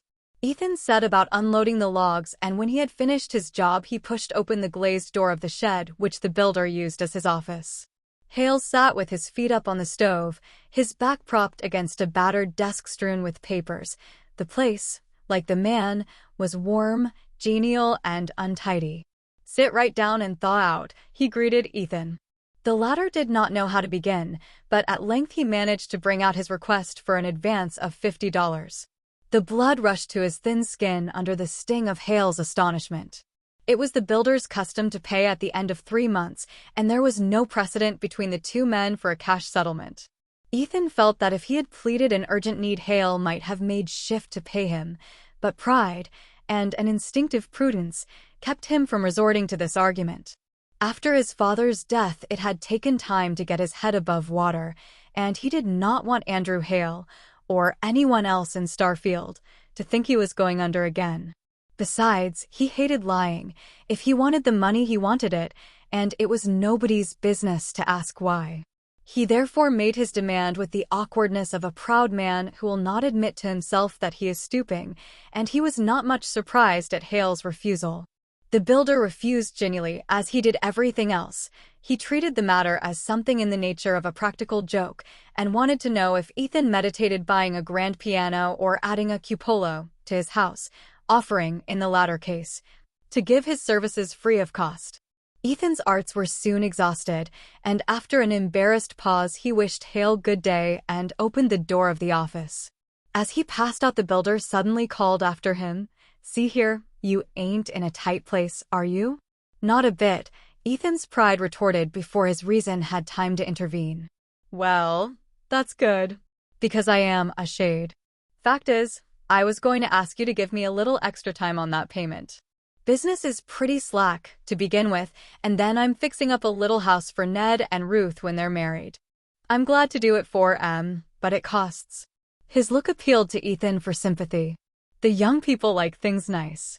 You know how it is yourself. It's not so long ago since you fixed up your own place for Zina." Ethan left the Greys in Hale's stable and went about some other business in the village. As he walked away, the builder's last phrase lingered in his ears, and he reflected grimly that his 7 years with Xena seemed to Starkfield not so long. The afternoon was drawing to an end, and here and there a lighted pane spangled the cold gray dusk and made the snow look whiter. The bitter weather had driven everyone indoors, and Ethan had the long rural street to himself. Suddenly he heard the brisk play of sleigh bells and a cutter passed him, drawn by a free-going horse. Ethan recognized Michael Eady's roan colt, and young Dennis Eady, in a handsome new fur cap, leaned forward and waved a greeting. "Hello, Ethy," he shouted and spun on. The cutter was going in the direction of the Frome farm, and Ethan's heart contracted as he listened to the dwindling bells. What more likely than that Dennis Eady had heard of Xena's departure for Bettsbridge and was profiting by the opportunity to spend an hour with Maddie? Ethan was ashamed of the storm of jealousy in his breast. It seemed unworthy of the girl that his thoughts of her should be so violent. He walked on to the church corner and entered the shade of the Varnum spruces, where he had stood with her the night before. As he passed into their gloom, he saw an indistinct outline just ahead of him. At his approach it melted for an instant into 2 separate shapes, and then conjoined again, and he heard a kiss and a half-laughing "oh," provoked by the discovery of his presence.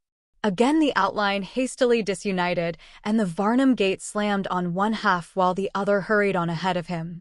Ethan smiled at the discomfiture he had caused. What did it matter to Ned Hale and Ruth Varnum if they were caught kissing each other? Everybody in Starkfield knew they were engaged. It pleased Ethan to have surprised a pair of lovers on the spot where he and Maddie had stood with such a thirst for each other in their hearts, but he felt a pang at the thought that these two need not hide their happiness.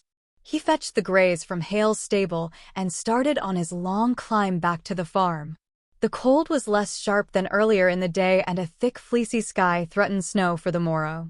Here and there a star pricked through, showing behind it a deep well of blue. In an hour or two the moon would push over the ridge behind the farm, burn a gold-edged rent in the clouds, and then be swallowed by them.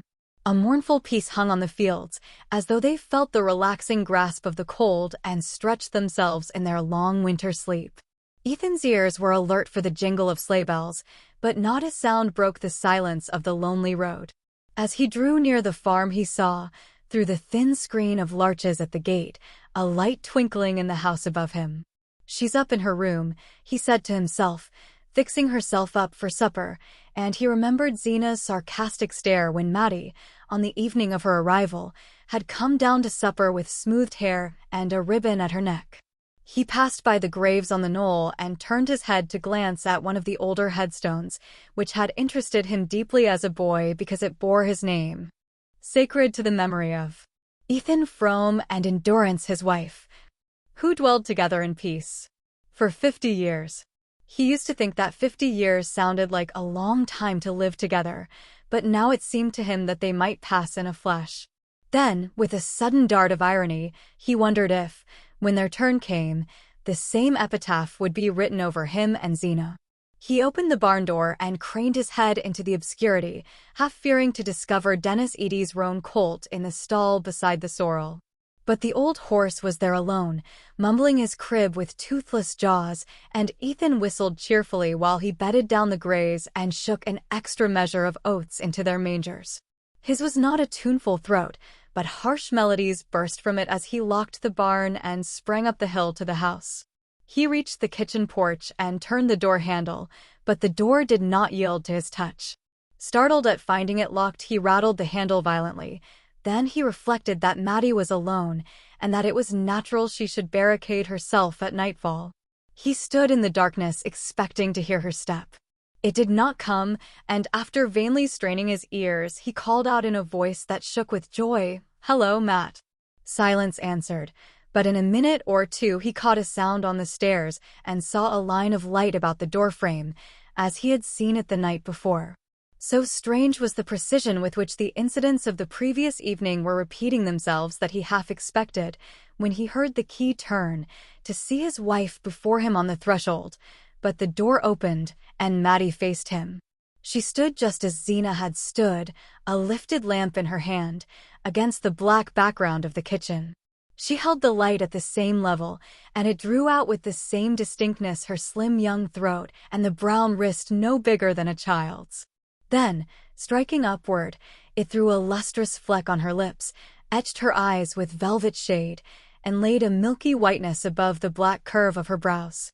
She wore her usual dress of darkish stuff, and there was no bow at her neck, but through her hair she had run a streak of crimson ribbon. This tribute to the unusual transformed and glorified her. She seemed to Ethan taller, fuller, more womanly in shape and motion. She stood aside, smiling silently, while he entered, and then moved away from him with something soft and flowing in her gait.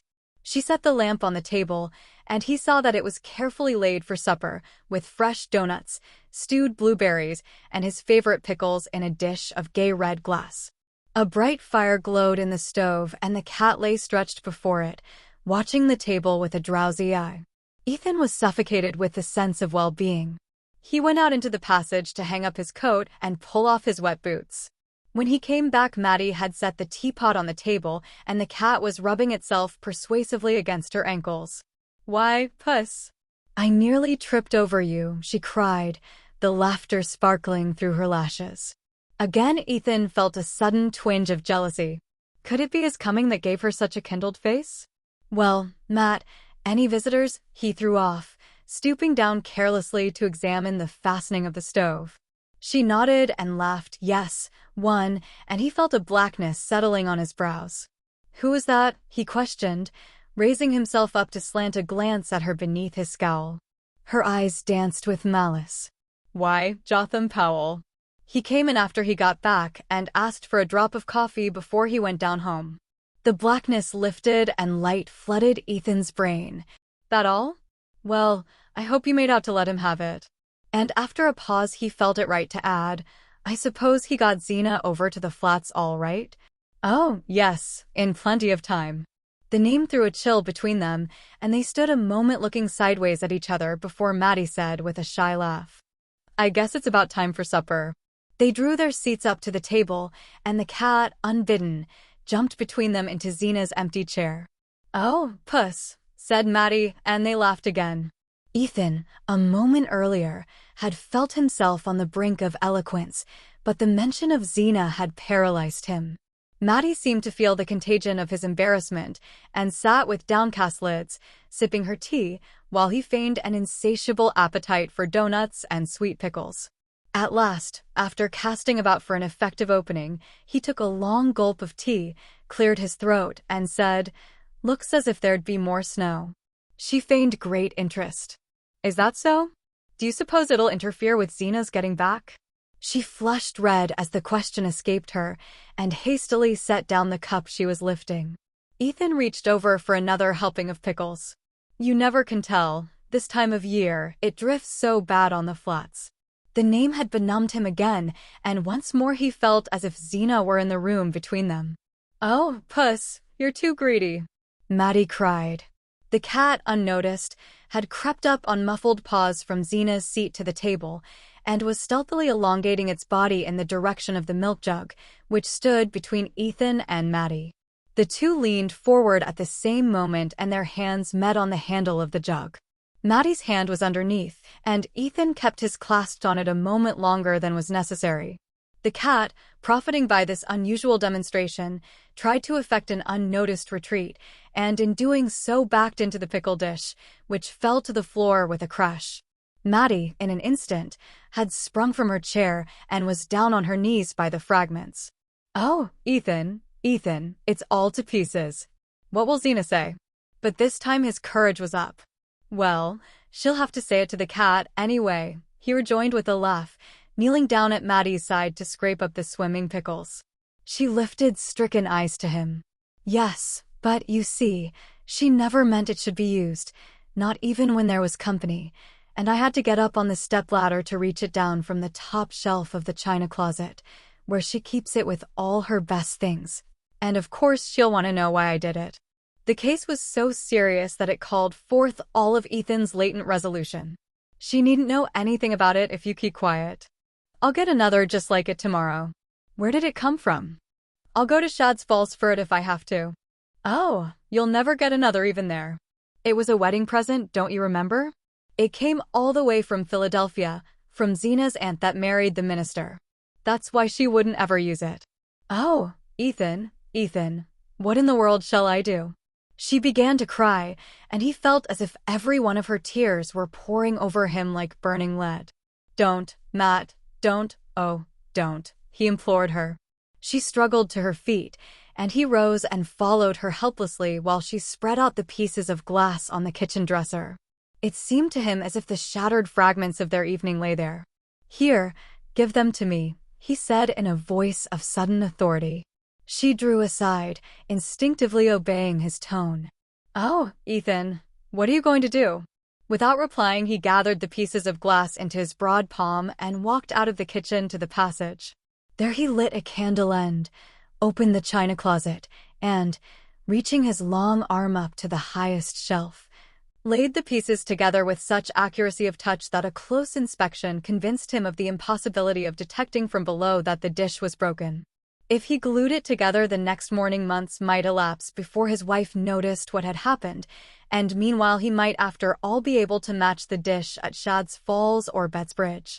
Having satisfied himself that there was no risk of immediate discovery, he went back to the kitchen with a lighter step, and found Maddie disconsolately removing the last scraps of pickle from the floor. It's all right, Matt. Come back and finish supper, he commanded her. Completely reassured, she shone on him through tear-hung lashes, and his soul swelled with pride as he saw how his tone subdued her. She did not even ask what he had done. Except when he was steering a big log down the mountain to his mill, he had never known such a thrilling sense of mastery. Chapter 5. They finished supper, and while Maddie cleared the table, Ethan went to look at the cows and then took a last turn about the house. The earth lay dark under a muffled sky, and the air was so still that now and then he heard a lump of snow come thumping down from a tree far off on the edge of the woodlot. When he returned to the kitchen, Maddie had pushed up his chair to the stove and seated herself near the lamp with a bit of sewing. The scene was just as he had dreamed of it that morning.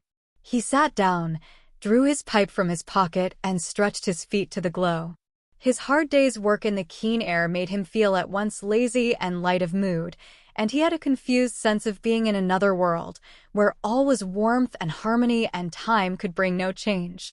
The only drawback to his complete well-being was the fact that he could not see Maddie from where he sat, but he was too indolent to move, and after a moment he said, "Come over here and sit by the stove." Zena's empty rocking chair stood facing him. Maddie rose obediently and seated herself in it. As her young brown head detached itself against the patchwork cushion that habitually framed his wife's gaunt countenance, Ethan had a momentary shock. It was almost as if the other face, the face of the superseded woman, had obliterated that of the intruder. After a moment, Maddie seemed to be affected by the same sense of constraint. She changed her position, leaning forward to bend her head above her work, so that he saw only the foreshortened tip of her nose and the streak of red in her hair.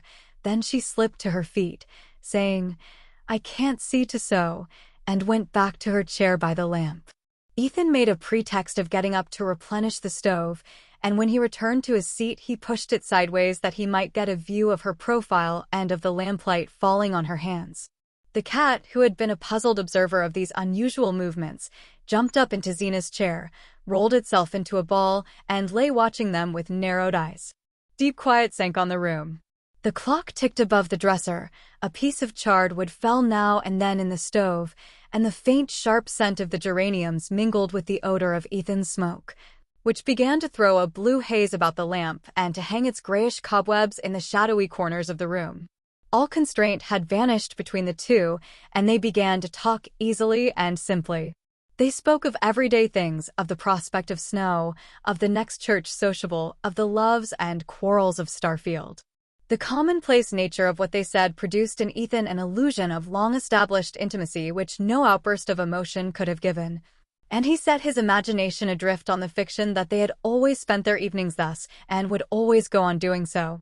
"This is the night we were to have gone coasting, Matt," he said at length, with the rich sense, as he spoke, that they could go on any other night they chose, since they had all time before them. She smiled back at him. "I guess you forgot." "No, I didn't forget, but it's as dark as Egypt outdoors. We might go tomorrow if there's a moon." She laughed with pleasure, her head tilted back, the lamplight sparkling on her lips and teeth. "That would be lovely, Ethan." He kept his eyes fixed on her, marveling at the way her face changed with each turn of their talk, like a wheat field under a summer breeze. It was intoxicating to find such magic in his clumsy words, and he longed to try new ways of using it. "Would you be scared to go down the Corbury Road with me on a night like this?" he asked. Her cheeks burned redder. "I ain't any more scared than you are." "Well, I'd be scared, then I wouldn't do it." "That's an ugly corner down by the big elm. If a fellow didn't keep his eyes open, he'd go plumb into it." He luxuriated in the sense of protection and authority which his words conveyed. To prolong and intensify the feeling, he added, "I guess we're well enough here." She let her lids sink slowly, in the way he loved. "Yes, we're well enough here," she sighed. Her tone was so sweet that he took the pipe from his mouth and drew his chair up to the table. Leaning forward, he touched the farther end of the strip of brown stuff that she was hemming. "Say, Matt," he began with a smile, "what do you think I saw under the Varnum spruces, coming along home just now?" "I saw a friend of yours getting kissed." The words had been on his tongue all the evening, but now that he had spoken them they struck him as inexpressibly vulgar and out of place. Maddie blushed to the roots of her hair and pulled her needle rapidly twice or thrice through her work, insensibly drawing the end of it away from him. "I suppose it was Ruth and Ned," she said in a low voice, as though he had suddenly touched on something grave. Ethan had imagined that his allusion might open the way to the accepted pleasantries, and these perhaps in turn to a harmless caress, if only a mere touch on her hand. But now he felt as if her blush had set a flaming guard about her. He supposed it was his natural awkwardness that made him feel so. He knew that most young men made nothing at all of giving a pretty girl a kiss, and he remembered that the night before, when he had put his arm about Maddie, she had not resisted. But that had been out of doors, under the open, irresponsible night. Now, in the warm lamp-lit room, with all its ancient implications of conformity and order, she seemed infinitely farther away from him and more unapproachable. To ease his constraint, he said, "I suppose they'll be setting a date before long." "Yes. I shouldn't wonder if they got married some time along in the summer." She pronounced the word married as if her voice caressed it. It seemed a rustling covert leading to enchanted glades. A pang shot through Ethan, and he said, twisting away from her in his chair, "It'll be your turn next. I wouldn't wonder." She laughed a little uncertainly. "Why do you keep on saying that?" He echoed her laugh. "I guess I do it to get used to the idea." He drew up to the table again, and she sewed on in silence, with dropped lashes, while he sat in fascinated contemplation of the way in which her hands went up and down above the strip of stuff, just as he had seen a pair of birds make short perpendicular flights over a nest they were building. At length, without turning her head or lifting her lids, she said in a low tone, "It's not because you think Zena's got anything against me, is it?" His former dread started up full-armed at the suggestion. "Why, what do you mean?" he stammered. She raised distressed eyes to his, her work dropping on the table between them. "I don't know. I thought last night she seemed to have." "I'd like to know what," he growled. "Nobody can tell with Zena." It was the first time they had ever spoken so openly of her attitude toward Maddie, and the repetition of the name seemed to carry it to the farther corners of the room and send it back to them in long repercussions of sound. Maddie waited, as if to give the echo time to drop, and then went on, "She hasn't said anything to you?" He shook his head. "No, not a word." She tossed the hair back from her forehead with a laugh. "I guess I'm just nervous, then. I'm not going to think about it anymore." "Oh, no, don't let's think about it, Matt." The sudden heat of his tone made her color mount again, not with a rush, but gradually, delicately, like the reflection of a thought stealing slowly across her heart. She sat silent, her hands clasped on her work, and it seemed to him that a warm current flowed toward him along the strip of stuff that still lay unrolled between them. Cautiously, he slid his hand palm downward along the table till his fingertips touched the end of the stuff. A faint vibration of her lashes seemed to show that she was aware of his gesture, and that it had sent a countercurrent back to her, and she let her hands lie motionless on the other end of the strip. As they sat thus, he heard a sound behind him and turned his head. The cat had jumped from Zena's chair to dart at a mouse in the wainscot, and as a result of the sudden movement, the empty chair had set up a spectral rocking. "She'll be rocking in it herself this time tomorrow," Ethan thought. "I've been in a dream, and this is the only evening we'll ever have together." The return to reality was as painful as the return to consciousness after taking an anesthetic. His body and brain ached with indescribable weariness, and he could think of nothing to say or to do that should arrest the mad flight of the moments. His alteration of mood seemed to have communicated itself to Maddie. She looked up at him languidly, as though her lids were weighted with sleep and it cost her an effort to raise them. Her glance fell on his hand, which now completely covered the end of her work, and grasped it as if it were a part of herself. He saw a scarcely perceptible tremor cross her face, and without knowing what he did, he stooped his head and kissed the bit of stuff in his hold. As his lips rested on it, he felt it glide slowly from beneath them, and saw that Maddie had risen and was silently rolling up her work. She fastened it with a pin, and then, finding her thimble and scissors, put them with the roll of stuff into the box covered with fancy paper which he had once brought to her from Bettsbridge. He stood up also, looking vaguely about the room. The clock above the dresser struck 11. "Is the fire all right?" she asked in a low voice. He opened the door of the stove and poked aimlessly at the embers. When he raised himself again, he saw that she was dragging toward the stove the old soapbox lined with carpet in which the cat made its bed. Then she recrossed the floor and lifted 2 of the geranium pots in her arms, moving them away from the cold window. He followed her and brought the other geraniums, the hyacinth bulbs in a cracked custard bowl, and the German ivy trained over an old croquet hoop. When these nightly duties were performed, there was nothing left to do but to bring in the tin candlestick from the passage, light the candle, and blow out the lamp. Ethan put the candlestick in Maddie's hand, and she went out of the kitchen ahead of him, the light that she carried before her making her dark hair look like a drift of mist on the moon. "Good night, Matt," he said as she put her foot on the first step of the stairs. She turned and looked at him a moment. "Good night, Ethan," she answered, and went up. When the door of her room had closed on her, he remembered that he had not even touched her hand. Chapter 6. The next morning at breakfast, Jotham Powell was between them, and Ethan tried to hide his joy under an air of exaggerated indifference, lounging back in his chair to throw scraps to the cat, growling at the weather, and not so much as offering to help Maddie when she rose to clear away the dishes. He did not know why he was so irrationally happy, for nothing was changed in his life or hers.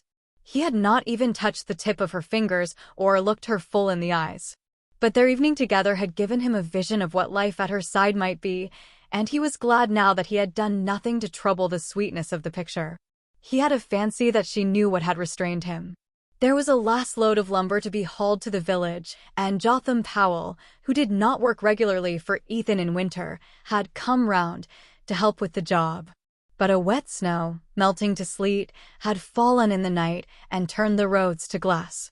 There was more wet in the air, and it seemed likely to both men that the weather would milden toward afternoon and make the going safer.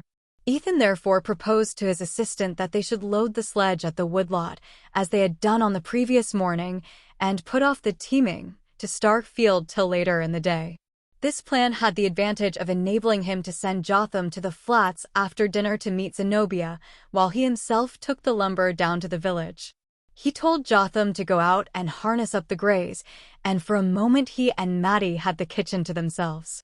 She had plunged the breakfast dishes into a tin dishpan and was bending above it with her slim arms bared to the elbow, the steam from the hot water beating her forehead and tightening her rough hair into little brown rings like the tendrils on the traveler's joy. Ethan stood looking at her, his heart in his throat. He wanted to say, "We shall never be alone again like this." Instead, he reached down his tobacco pouch from a shelf of the dresser, put it into his pocket, and said, "I guess I can make out to be home for dinner." She answered, "All right, Ethan," and he heard her singing over the dishes as he went. As soon as the sledge was loaded, he meant to send Jotham back to the farm and hurry on foot into the village to buy the glue for the pickle dish. With ordinary luck, he should have had time to carry out this plan, but everything went wrong from the start. On the way over to the woodlot, one of the greys slipped on a glare of ice and cut his knee, and when they got him up again, Jotham had to go back to the barn for a strip of rag to bind the cut. Then, when the loading finally began, a sleety rain was coming down once more, and the tree trunks were so slippery that it took twice as long as usual to lift them and get them in place on the sledge. It was what Jotham called a sour morning for work, and the horses, shivering and stamping under their wet blankets, seemed to like it as little as the men. It was long past the dinner hour when the job was done, and Ethan had to give up going to the village because he wanted to lead the injured horse home and wash the cut himself. He thought that by starting out again with the lumber as soon as he had finished his dinner, he might get back to the farm with the glue before Jotham and the old sorrel had had time to fetch Zenobia from the flats, but he knew the chance was a slight one. It turned on the state of the roads and on the possible lateness of the Bettsbridge train. He remembered afterward, with a grim flash of self-derision, what importance he had attached to the weighing of these probabilities. As soon as dinner was over, he set out again for the woodlot, not daring to linger till Jotham Powell left. The hired man was still drying his wet feet at the stove, and Ethan could only give Maddie a quick look as he said beneath his breath, "I'll be back early." He fancied that she nodded her comprehension, and with that scant solace he had to trudge off through the rain. He had driven his load halfway to the village when Jotham Powell overtook him, urging the reluctant sorrel toward the flats. "I'll have to hurry up to do it," Ethan mused, as the sleigh dropped down ahead of him over the dip of the schoolhouse hill. He worked like 10 at the unloading, and when it was over hastened on to Michael Eady's for the glue. Edie and his assistant were both down street, and young Dennis, who seldom deigned to take their place, was lounging by the stove with a knot of the golden youth of Starfield. They hailed Ethan with ironic compliment and offers of conviviality, but no one knew where to find the glue. Ethan, consumed with the longing for a last moment alone with Maddie, hung about impatiently while Dennis made an ineffectual search in the obscure corners of the store. "Looks as if we were all sold out. But if you'll wait around till the old man comes along, maybe he can put his hand on it." "I'm obliged to you, but I'll try if I can get it down at Mrs. Homan's," Ethan answered, burning to be gone. Dennis's commercial instinct compelled him to aver on oath that what Edie's store could not produce would never be found at the widow Homan's, but Ethan, heedless of this boast, had already climbed to the sledge and was driving on to the rival establishment.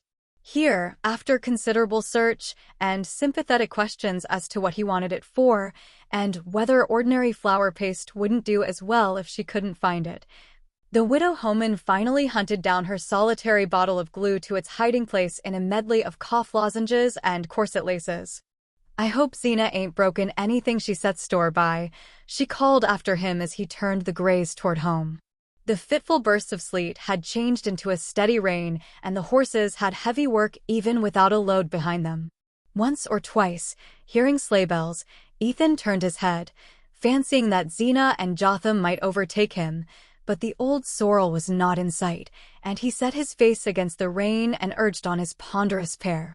The barn was empty when the horses turned into it, and, after giving them the most perfunctory ministrations they had ever received from him, he strode up to the house and pushed open the kitchen door. Maddie was there alone, as he had pictured her. She was bending over a pan on the stove, but at the sound of his step, she turned with a start and sprang to him. "See, here, Matt, I've got some stuff to mend the dish with." "Let me get at it quick," he cried, waving the bottle in one hand while he put her lightly aside, but she did not seem to hear him. "Oh, Ethan, Zena's come," she said in a whisper, clutching his sleeve. They stood and stared at each other, pale as culprits. "But the sorrel's not in the barn," Ethan stammered. "Jotham Powell brought some goods over from the flats for his wife, and he drove right on home with them," she explained. He gazed blankly about the kitchen, which looked cold and squalid in the rainy winter twilight.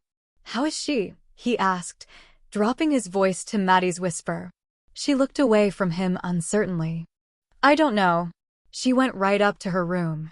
"She didn't say anything?" "No." Ethan let out his doubts in a low whistle and thrust the bottle back into his pocket. "Don't fret. I'll come down and mend it in the night," he said. He pulled on his wet coat again and went back to the barn to feed the greys. While he was there, Jotham Powell drove up with the sleigh, and when the horses had been attended to, Ethan said to him, "You might as well come back up for a bite." He was not sorry to assure himself of Jotham's neutralizing presence at the supper table, for Zena was always nervous after a journey. But the hired man, though seldom loath to accept a meal not included in his wages, opened his stiff jaws to answer slowly, "I'm obliged to you, but I guess I'll go along back." Ethan looked at him in surprise. "Better come up and dry off. Looks as if there'd be something hot for supper." Jotham's facial muscles were unmoved by this appeal and, his vocabulary being limited, he merely repeated, "I guess I'll go along back." To Ethan there was something vaguely ominous in the stolid rejection of free food and warmth, and he wondered what had happened on the drive to nerve Jotham to such stoicism. Perhaps Zena had failed to see the new doctor, or had not liked his counsels. Ethan knew that in such cases the first person she met was likely to be held responsible for her grievance. When he re-entered the kitchen, the lamp lit up the same scene of shining comfort as on the previous evening. The table had been as carefully laid, a clear fire glowed in the stove, the cat dozed in its warmth, and Maddie came forward carrying a plate of donuts. She and Ethan looked at each other in silence. Then she said, as she had said the night before, "I guess it's about time for supper." Chapter 7. Ethan went out into the passage to hang up his wet garments. He listened for Zena's step and, not hearing it, called her name up the stairs. She did not answer, and after a moment's hesitation he went up and opened her door. The room was almost dark, but in the obscurity he saw her sitting by the window, bolt upright, and knew by the rigidity of the outline projected against the pane that she had not taken off her traveling dress. "Well, Zena," he ventured from the threshold. She did not move, and he continued, "Supper's about ready. Ain't you coming?" She replied, "I don't feel as if I could touch a morsel." It was the consecrated formula, and he expected it to be followed, as usual, by her rising and going down to supper. But she remained seated, and he could think of nothing more felicitous than, "I presume you're tired after the long ride." Turning her head at this, she answered solemnly, "I'm a great deal sicker than you think."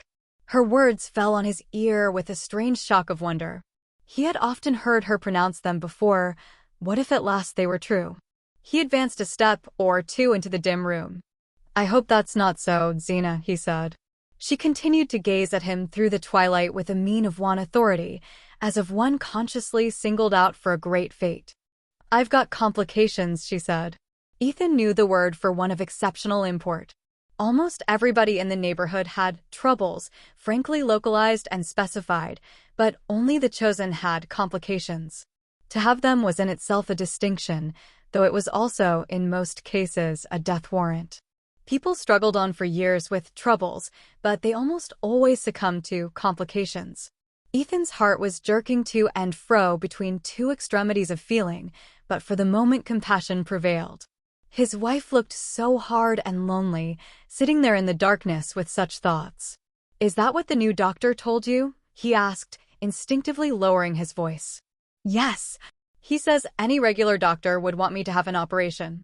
Ethan was aware that, in regard to the important question of surgical intervention, the female opinion of the neighborhood was divided, some glorying in the prestige conferred by operations while others shunned them as indelicate. Ethan, for motives of economy, had always been glad that Zena was of the latter faction. In the agitation caused by the gravity of her announcement, he sought a consolatory shortcut. "What do you know about this doctor anyway? Nobody ever told you that before." He saw his blunder before she could take it up. She wanted sympathy, not consolation. "I didn't need to have anybody tell me I was losing ground every day. Everybody but you could see it. And everybody in Bettsbridge knows about Dr. Buck. He has his office in Worcester and comes over once a fortnight to Shad's Falls and Bettsbridge for consultations. Eliza Spears was wasting away with kidney trouble before she went to him, and now she's up and around, and singing in the choir." "Well, I'm glad of that." "You must do just what he tells you," Ethan answered sympathetically. She was still looking at him. "I mean to," she said. He was struck by a new note in her voice. It was neither whining nor reproachful, but drily resolute. "What does he want you should do?" he asked, with a mounting vision of fresh expenses. He wants I should have a hired girl. He says I oughtn't to have to do a single thing around the house. A hired girl. Ethan stood transfixed. Yes, and Aunt Martha found me one right off. Everybody said I was lucky to get a girl to come away out here, and I agreed to give her $1 extra to make sure. She'll be over tomorrow afternoon. Wrath and dismay contended in Ethan. He had foreseen an immediate demand for money, but not a permanent drain on his scant resources. He no longer believed what Zena had told him of the supposed seriousness of her state. He saw in her expedition to Bettsbridge only a plot hatched between herself and her Pierce relations to foist on him the cost of a servant, and for the moment wrath predominated. If you meant to engage a girl, you ought to have told me before you started, he said. How could I tell you before I started? How did I know what Dr. Buck would say? Oh, Dr. Buck. Ethan's incredulity escaped in a short laugh. Did Dr. Buck tell you how I was to pay her wages? Her voice rose furiously with his. No, he didn't. For I'd been ashamed to tell him that you grudged me the money to get back my health when I lost it nursing your own mother. You lost your health nursing mother? Yes, and my folks all told me at the time you couldn't do no less than marry me after. Zena. Through the obscurity which hid their faces, their thoughts seemed to dart at each other like serpents shooting venom. Ethan was seized with horror of the scene and shame at his own share in it. It was as senseless and savage as a physical fight between two enemies in the darkness. He turned to the shelf above the chimney, groped for matches, and lit the one candle in the room. At first its weak flame made no impression on the shadows. Then Zena's face stood grimly out against the uncurtained pane, which had turned from gray to black. It was the first scene of open anger between the couple in their sad 7 years together, and Ethan felt as if he had lost an irretrievable advantage in descending to the level of recrimination. But the practical problem was there and had to be dealt with. You know I haven't got the money to pay for a girl, Zena. You'll have to send her back. I can't do it. The doctor says it'll be my death if I go on slaving the way I've had to. He doesn't understand how I've stood it as long as I have. Slaving, he checked himself again. You shan't lift a hand, if he says so. I'll do everything round the house myself. She broke in. You're neglecting the farm enough already, and this being true, he found no answer, and left her time to add ironically, better send me over to the almshouse and done with it. I guess there's been Fromes there for now. The taunt burned into him, but he let it pass. I haven't got the money. That settles it. There was a moment's pause in the struggle, as though the combatants were testing their weapons. Then Zena said in a level voice, I thought you were to get $50 from Andrew Hale for that lumber. Andrew Hale never pays under 3 months. He had hardly spoken when he remembered the excuse he had made for not accompanying his wife to the station the day before, and the blood rose to his frowning brows. Why, you told me yesterday you'd fixed it up with him to pay cash down. You said that was why you couldn't drive me over to the flats. Ethan had no suppleness in deceiving. He had never before been convicted of a lie, and all the resources of evasion failed him. I guess that was a misunderstanding, he stammered. You ain't got the money? No. And you ain't going to get it? No. Well, I couldn't know that when I engaged the girl, could I? No. He paused to control his voice. But you know it now. I'm sorry, but it can't be helped. You're a poor man's wife, Zena, but I'll do the best I can for you. For a while she sat motionless, as if reflecting, her arms stretched along the arms of her chair, her eyes fixed on vacancy. Oh, I guess we'll make out, she said mildly. The change in her tone reassured him. Of course we will. There's a whole lot more I can do for you and Maddie. Zena, while he spoke, seemed to be following out some elaborate mental calculation. She emerged from it to say, There'll be Maddie's board less, anyhow. Ethan, supposing the discussion to be over, had turned to go down to supper. He stopped short, not grasping what he heard. Maddie's board less, he began. Zena laughed. It was an odd, unfamiliar sound. He did not remember ever having heard her laugh before. You didn't suppose I was going to keep 2 girls, did you? No wonder you were scared at the expense. He still had but a confused sense of what she was saying. From the beginning of the discussion he had instinctively avoided the mention of Maddie's name, fearing he hardly knew what, criticism, complaints, or vague allusions to the imminent probability of her marrying. But the thought of a definite rupture had never come to him, and, even now, could not lodge itself in his mind. "I don't know what you mean," he said. "Maddie Silver's not a hired girl. She's your relation. She's a pauper that's hung on to us all after her father done his best to ruin us. I've kept her here a whole year. It's somebody else's turn now." As the shrill words shot out, Ethan heard a tap on the door, which he had drawn shut when he turned back from the threshold. "Ethan, Zena." Maddie's voice sounded gaily from the landing. "Do you know what time it is? Supper's been ready half an hour." Inside the room there was a moment's silence. Then Zena called out from her seat, "I'm not coming down to supper." "Oh, I'm sorry. Aren't you well? Shan't I bring you up a bite of something?" Ethan roused himself with an effort and opened the door. "Go along down, Matt. Zena's just a little tired." "I'm coming." He heard her "all right" and her quick step on the stairs. Then he shut the door and turned back into the room. His wife's attitude was unchanged, her face inexorable, and he was seized with the despairing sense of his helplessness. "You ain't going to do it, Zena?" "Do what?" she emitted between flattened lips. "Send Maddie away like this? I never bargained to take her for life." He continued with rising vehemence. "You can't put her out of the house like a thief, a poor girl without friends or money. She's done her best for you, and she's got no place to go to. You may forget she's your kin, but everybody else will remember it. If you do a thing like that, what do you suppose folks will say of you?" Zena waited a moment, as if giving him time to feel the full force of the contrast between his own excitement and her composure. Then she replied in the same smooth voice, "I know well enough what they say of my having kept her here as long as I have." Ethan's hand dropped from the doorknob, which he had held clenched since he had drawn the door shut on Maddie. His wife's retort was like a knife cut across the sinews, and he felt suddenly weak and powerless. He had meant to humble himself, to argue that Maddie's keep didn't cost much, after all, that he could make out to buy a stove and fix up a place in the attic for the hired girl, but Zena's words revealed the peril of such pleadings. "You mean to tell her she's got to go at once?" he faltered out, in terror of letting his wife complete her sentence. As if trying to make him see reason, she replied impartially, "The girl will be over from Bettsbridge tomorrow, and I presume she's got to have somewheres to sleep." Ethan looked at her with loathing. She was no longer the listless creature who had lived at his side in a state of sullen self-absorption, but a mysterious alien presence, an evil energy secreted from the long years of silent brooding. It was the sense of his helplessness that sharpened his antipathy. There had never been anything in her that one could appeal to, but as long as he could ignore and command, he had remained indifferent. Now she had mastered him, and he abhorred her. Maddie was her relation, not his. There were no means by which he could compel her to keep the girl under her roof.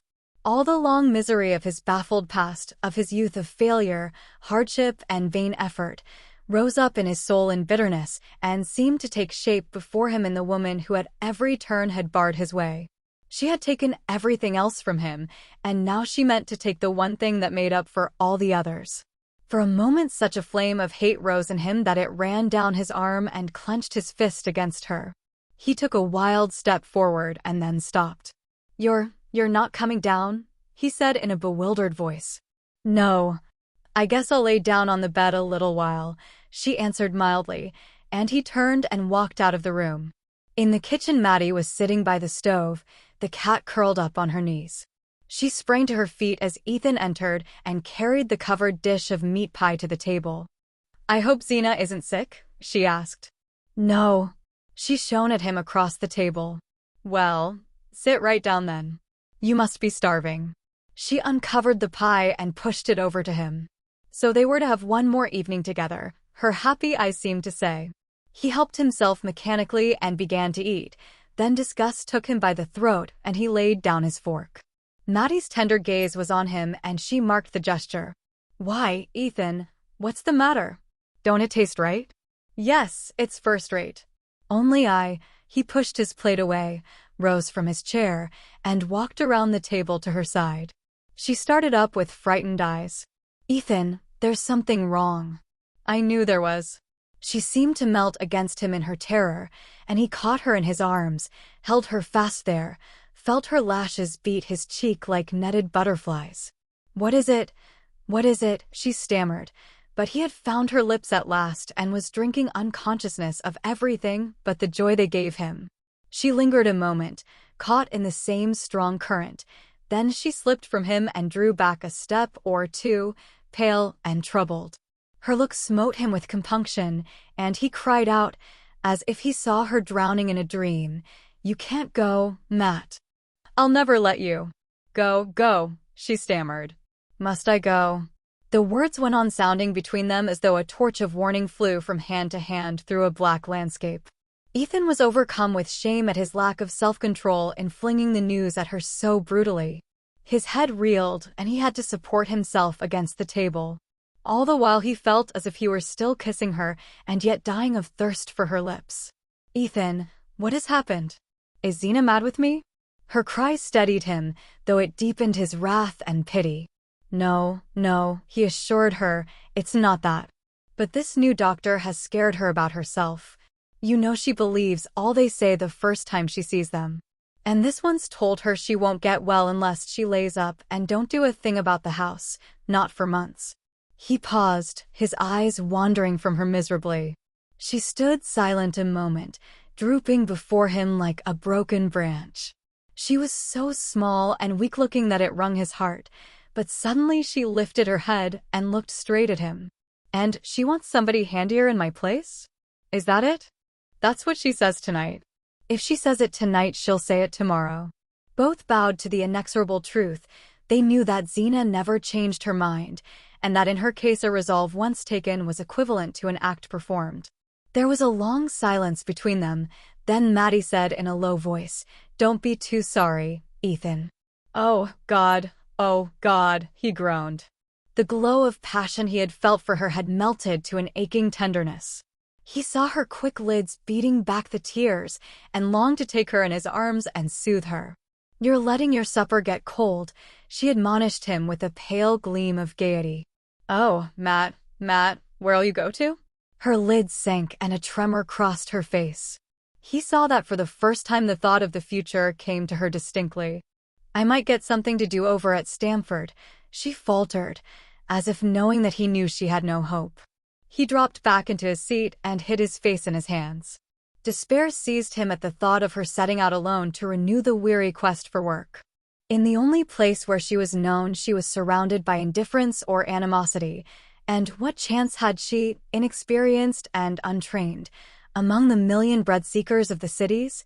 There came back to him miserable tales he had heard at Worcester, and the faces of girls whose lives had begun as hopefully as Maddie's. It was not possible to think of such things without a revolt of his whole being. He sprang up suddenly. "You can't go, Matt. I won't let you. She's always had her way, but I mean to have mine now." Maddie lifted her hand with a quick gesture, and he heard his wife's step behind him. Zena came into the room with her dragging down at the heel step, and quietly took her accustomed seat between them. "I felt a little mite better, and Dr. Buck says I ought to eat all I can to keep my strength up, even if I ain't got any appetite," she said in her flat whine, reaching across Maddie for the teapot. Her good dress had been replaced by the black calico and brown knitted shawl which formed her daily wear, and with them she had put on her usual face and manner. She poured out her tea, added a great deal of milk to it, helped herself largely to pie and pickles, and made the familiar gesture of adjusting her false teeth before she began to eat. The cat rubbed itself ingratiatingly against her, and she said, "Good pussy," stooped to stroke it, and gave it a scrap of meat from her plate. Ethan sat speechless, not pretending to eat, but Maddie nibbled valiantly at her food and asked Zena 1 or 2 questions about her visit to Bettsbridge. Zena answered in her everyday tone and, warming to the theme, regaled them with several vivid descriptions of intestinal disturbances among her friends and relatives. She looked straight at Maddie as she spoke, a faint smile deepening the vertical lines between her nose and chin. When supper was over, she rose from her seat and pressed her hand to the flat surface over the region of her heart. "That pie of yours always sets a mite heavy, Matt," she said, not ill-naturedly. She seldom abbreviated the girl's name, and when she did so it was always a sign of affability. "I've a good mind to go and hunt up those stomach powders I got last year over in Springfield," she continued. I ain't tried them for quite a while, and maybe they'll help the heartburn. Maddie lifted her eyes. Can I get them for you, Zena? She ventured. No. They're in a place you don't know about, Zena answered darkly, with one of her secret looks. She went out of the kitchen and Maddie, rising, began to clear the dishes from the table. As she passed Ethan's chair, their eyes met and clung together desolately. The warm, still kitchen looked as peaceful as the night before. The cat had sprung to Zena's rocking chair, and the heat of the fire was beginning to draw out the faint, sharp scent of the geraniums. Ethan dragged himself wearily to his feet. I'll go out and take a look around, he said, going toward the passage to get his lantern. As he reached the door, he met Zena coming back into the room, her lips twitching with anger, a flush of excitement on her sallow face. The shawl had slipped from her shoulders and was dragging at her downtrodden heels, and in her hands she carried the fragments of the red glass pickle dish. I'd like to know who done this, she said, looking sternly from Ethan to Maddie. There was no answer, and she continued in a trembling voice.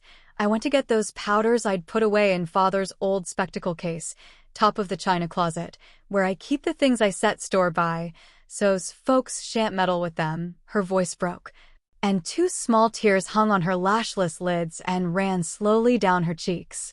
It takes the stepladder to get at the top shelf, and I put Aunt Philura Maple's pickle dish up there o' purpose when we was married, and it's never been down since, except for the spring cleaning, and then I always lifted it with my own hands, so's it shouldn't get broke. She laid the fragments reverently on the table. I want to know who done this, she quavered. At the challenge, Ethan turned back into the room and faced her. I can tell you then. The cat done it. The cat? That's what I said. She looked at him hard, and then turned her eyes to Maddie, who was carrying the dishpan to the table. I'd like to know how the cat got into my china closet, she said. Chasin' mice, I guess, Ethan rejoined. There was a mouse round the kitchen all last evening. Zena continued to look from one to the other, then she emitted her small, strange laugh. I knew the cat was a smart cat, she said in a high voice, but I didn't know he was smart enough to pick up the pieces of my pickle dish and lay edge to edge on the very shelf he knocked off of. Maddie suddenly drew her arms out of the steaming water. It wasn't Ethan's fault, Zena. The cat did break the dish, but I got it down from the china closet, and I'm the one to blame for its getting broken.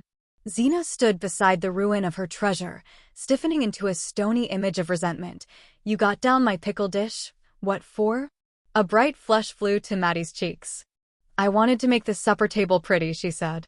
You wanted to make the supper table pretty, and you waited till my back was turned, and took the thing I set most store by of anything I've got, and wouldn't never use it, not even when the minister come to dinner or Aunt Martha Pierce come over from Bettsbridge. Zena paused with a gasp, as if terrified by her own evocation of the sacrilege. You're a bad girl, Maddie Silver, and I always known it. It's the way your father begun, and I was warned of it when I took you, and I tried to keep my things where you couldn't get at, and now you've took from me the one I cared for most of all. She broke off in a short spasm of sobs that passed and left her more than ever like a shape of stone. If I'd listened to folks, you'd gone before now, and this wouldn't happened, she said, and gathering up the bits of broken glass, she went out of the room as if she carried a dead body. Chapter 8. When Ethan was called back to the farm by his father's illness, his mother gave him, for his own use, a small room behind the untenanted best parlor. Here he had nailed up shelves for his books, built himself a box sofa out of boards and a mattress, laid out his papers on a kitchen table, hung on the rough plaster wall an engraving of Abraham Lincoln and a calendar with thoughts from the poets, and tried, with these meager properties, to produce some likeness to the study of a minister who had been kind to him and lent him books when he was at Worcester. He still took refuge there in summer, but when Maddie came to live at the farm he had to give her his stove, and consequently the room was uninhabitable for several months of the year. To this retreat he descended as soon as the house was quiet, and Zena's steady breathing from the bed had assured him that there was to be no sequel to the scene in the kitchen. After Zena's departure he and Maddie had stood speechless, neither seeking to approach the other. Then the girl had returned to her task of clearing up the kitchen for the night, and he had taken his lantern and gone on his usual round outside the house. The kitchen was empty when he came back to it, but his tobacco pouch and pipe had been laid on the table, and under them was a scrap of paper torn from the back of a seedsman's catalog, on which 3 words were written, "Don't trouble, Ethan."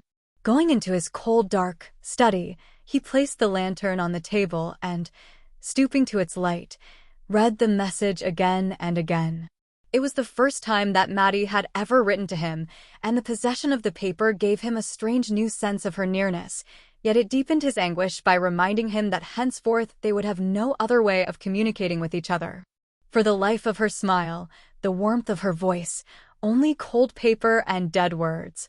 Confused motions of rebellion stormed in him. He was too young, too strong, too full of the sap of living, to submit so easily to the destruction of his hopes. Must he wear out all his years at the side of a bitter, querulous woman? Other possibilities had been in him, possibilities sacrificed, one by one, to Zena's narrow-mindedness and ignorance. And what good had come of it? She was 100 times bitterer and more discontented than when he had married her. The one pleasure left her was to inflict pain on him. All the healthy instincts of self-defense rose up in him against such waste. He bundled himself into his old coonskin coat and lay down on the box sofa to think. Under his cheek he felt a hard object with strange protuberances. It was a cushion which Zena had made for him when they were engaged, the only piece of needlework he had ever seen her do. He flung it across the floor and propped his head against the wall. He knew a case of a man over the mountain, a young fellow of about his own age, who had escaped from just such a life of misery by going west with the girl he cared for. His wife had divorced him, and he had married the girl and prospered. Ethan had seen the couple the summer before at Shad's Falls, where they had come to visit relatives. They had a little girl with fair curls, who wore a gold locket and was dressed like a princess. The deserted wife had not done badly either. Her husband had given her the farm and she had managed to sell it, and with that and the alimony she had started a lunchroom at Bettsbridge and bloomed into activity and importance. Ethan was fired by the thought. Why should he not leave with Maddie the next day, instead of letting her go alone? He would hide his valise under the seat of the sleigh, and Zena would suspect nothing till she went upstairs for her afternoon nap and found a letter on the bed. His impulses were still near the surface, and he sprang up, relit the lantern, and sat down at the table. He rummaged in the drawer for a sheet of paper, found one, and began to write. Zena, I've done all I could for you, and I don't see as it's been any use. I don't blame you, nor I don't blame myself. Maybe both of us will do better separate. I'm going to try my luck west, and you can sell the farm and mill and keep the money. His pen paused on the word, which brought home to him the relentless conditions of his lot. If he gave the farm and mill to Zena, what would be left him to start his own life with? Once in the West, he was sure of picking up work. He would not have feared to try his chance alone. But with Maddie depending on him, the case was different. And what of Zena's fate? Farm and mill were mortgaged to the limit of their value, and even if she found a purchaser, in itself an unlikely chance, it was doubtful if she could clear $1,000 on the sale. Meanwhile, how could she keep the farm going? It was only by incessant labor and personal supervision that Ethan drew a meager living from his land, and his wife, even if she were in better health than she imagined, could never carry such a burden alone. Well, she could go back to her people, then, and see what they would do for her. It was the fate she was forcing on Maddie. Why not let her try it herself? By the time she had discovered his whereabouts and brought suit for divorce, he would probably, wherever he was, be earning enough to pay her a sufficient alimony. And the alternative was to let Maddie go forth alone, with far less hope of ultimate provision. He had scattered the contents of the table drawer in his search for a sheet of paper, and as he took up his pen his eye fell on an old copy of the Bettsbridge Eagle. The advertising sheet was folded uppermost, and he read the seductive words, "Trips to the West, reduced rates." He drew the lantern nearer and eagerly scanned the fares. Then the paper fell from his hand, and he pushed aside his unfinished letter. A moment ago he had wondered what he and Maddie were to live on when they reached the West. Now he saw that he had not even the money to take her there. Borrowing was out of the question.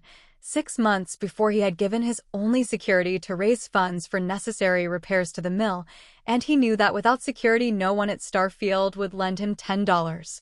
The inexorable facts closed in on him like prison warders handcuffing a convict. There was no way out, none. He was a prisoner for life, and now his one ray of light was to be extinguished. He crept back heavily to the sofa, stretching himself out with limbs so leaden that he felt as if they would never move again.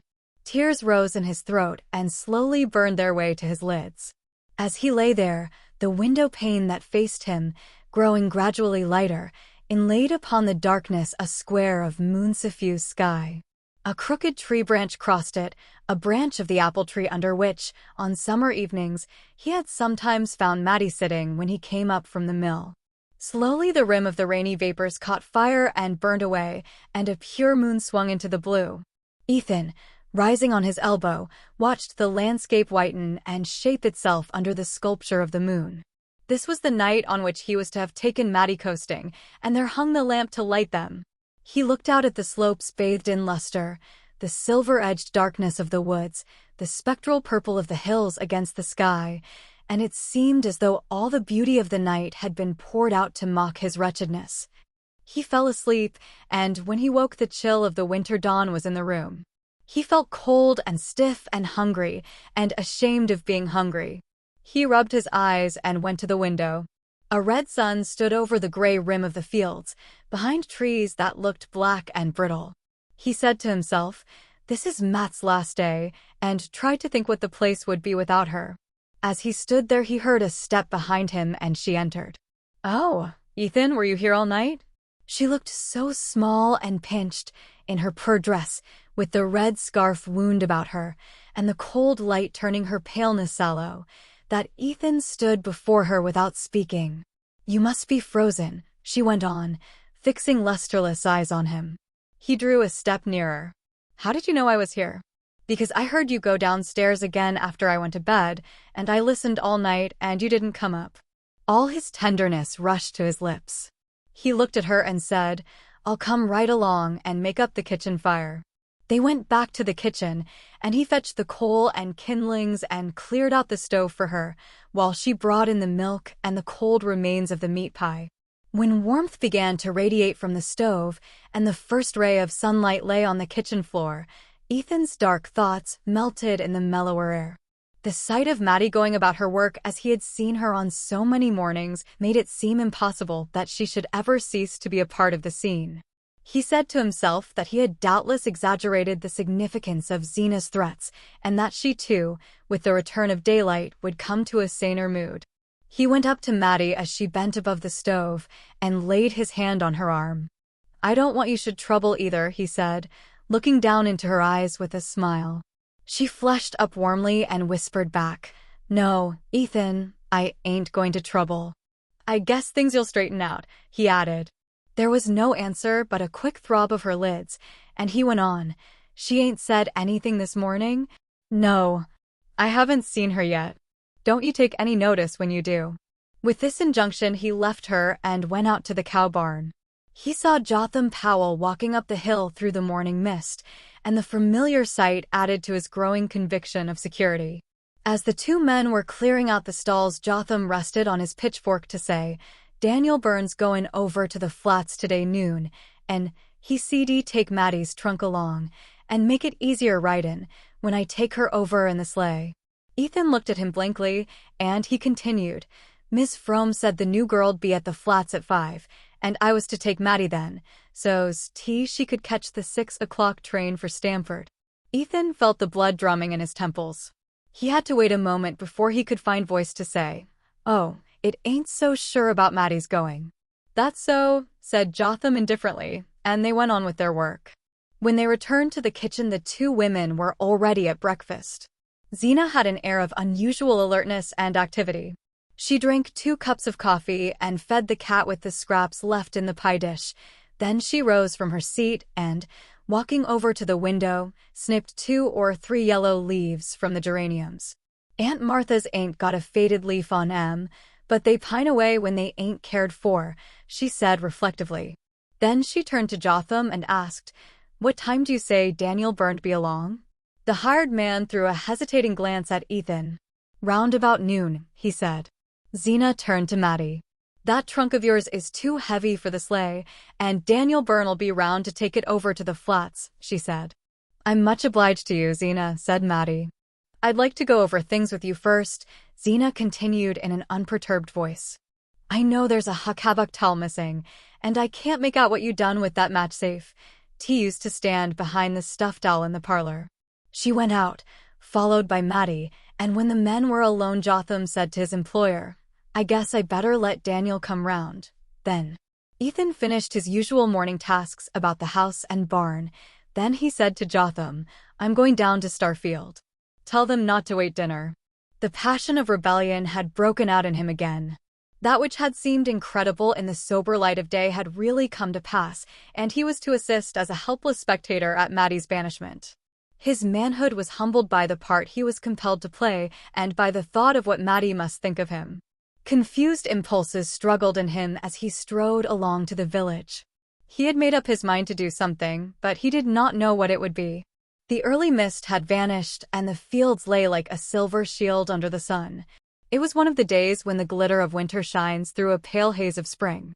Every yard of the road was alive with Maddie's presence, and there was hardly a branch against the sky or a tangle of brambles on the bank in which some bright shred of memory was not caught.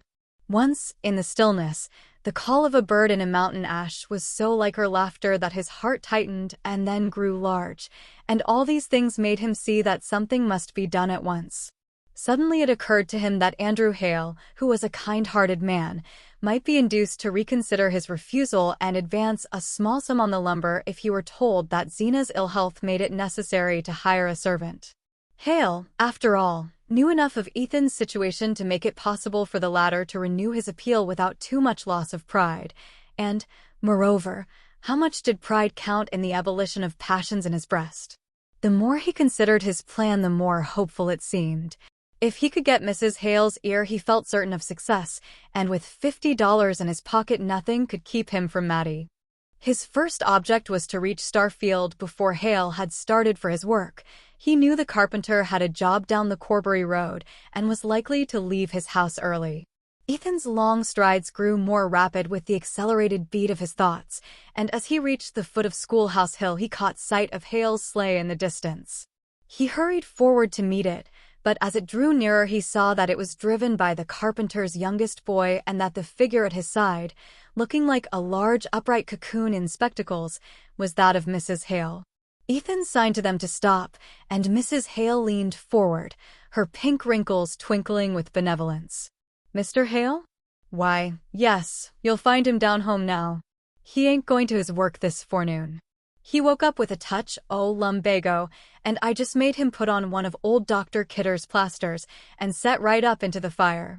Beaming maternally on Ethan, she bent over to add, I on'y just heard from Mr. Hale 'bout Zena's going over to Bettsbridge to see that new doctor.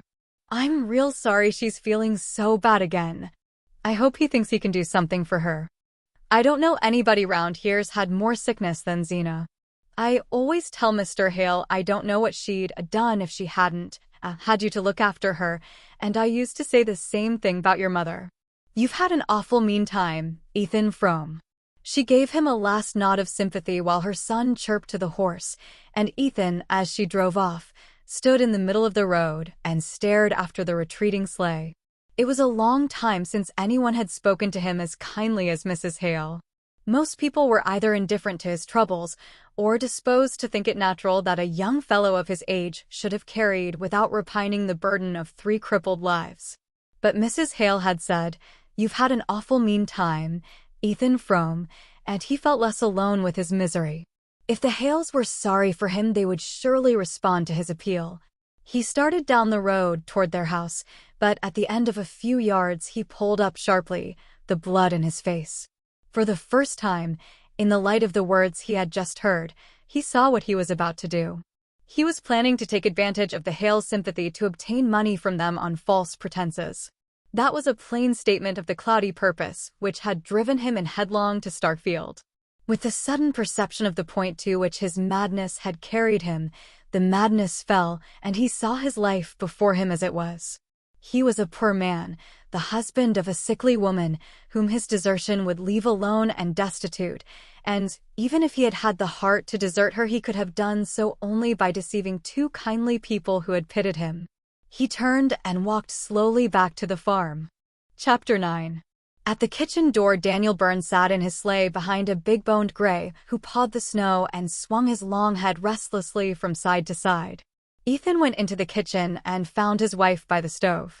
Her head was wrapped in her shawl, and she was reading a book called Kidney Troubles and Their Cure, on which he had had to pay extra postage only a few days before. Zena did not move or look up when he entered, and after a moment he asked, "Where's Maddie?" Without lifting her eyes from the page, she replied, "I presume she's getting down her trunk." The blood rushed to his face. Getting down her trunk alone? Jotham Powell's down in the woodlot, and Daniel Byrne says he darsn't leave that horse, she returned. Her husband, without stopping to hear the end of the phrase, had left the kitchen and sprung up the stairs. The door of Maddie's room was shut, and he wavered a moment on the landing. "Matt," he said in a low voice, but there was no answer, and he put his hand on the doorknob. He had never been in her room except once, in the early summer, when he had gone there to plaster up a leak in the eaves, but he remembered exactly how everything had looked: the red and white quilt on her narrow bed, the pretty pink cushion on the chest of drawers, and over it the enlarged photograph of her mother in an oxidized frame, with a bunch of dyed grasses at the back. Now these and all other tokens of her presence had vanished, and the room looked as bare and comfortless as when Zena had shown her into it on the day of her arrival. In the middle of the floor stood her trunk, and on the trunk she sat in her Sunday dress, her back turned to the door and her face in her hands. She had not heard Ethan's call because she was sobbing, and she did not hear his step till he stood close behind her and laid his hands on her shoulders. "Matt! Oh, don't, oh, Matt!" She started up, lifting her wet face to his. "Ethan, I thought I wasn't ever going to see you again." He took her in his arms, pressing her close, and with a trembling hand smoothed away the hair from her forehead. "Not see me again? What do you mean?" She sobbed out, "Jotham said you told him we wasn't to wait dinner for you, and I thought." "You thought I meant to cut it?" he finished for her grimly. She clung to him without answering, and he laid his lips on her hair, which was soft yet springy, like certain mosses on warm slopes, and had the faint woody fragrance of fresh sawdust in the sun. Through the door they heard Zena's voice calling out from below, "Daniel Byrne says you better hurry up if you want him to take that trunk." They drew apart with stricken faces. Words of resistance rushed to Ethan's lips and died there. Maddie found her handkerchief and dried her eyes. Then, bending down, she took hold of a handle of the trunk. Ethan put her aside. "You let go, Matt," he ordered her. She answered, "It takes two to coax it round the corner," and submitting to this argument he grasped the other handle, and together they maneuvered the heavy trunk out to the landing. "Now let go," he repeated. Then he shouldered the trunk and carried it down the stairs and across the passage to the kitchen. Zena, who had gone back to her seat by the stove, did not lift her head from her book as he passed.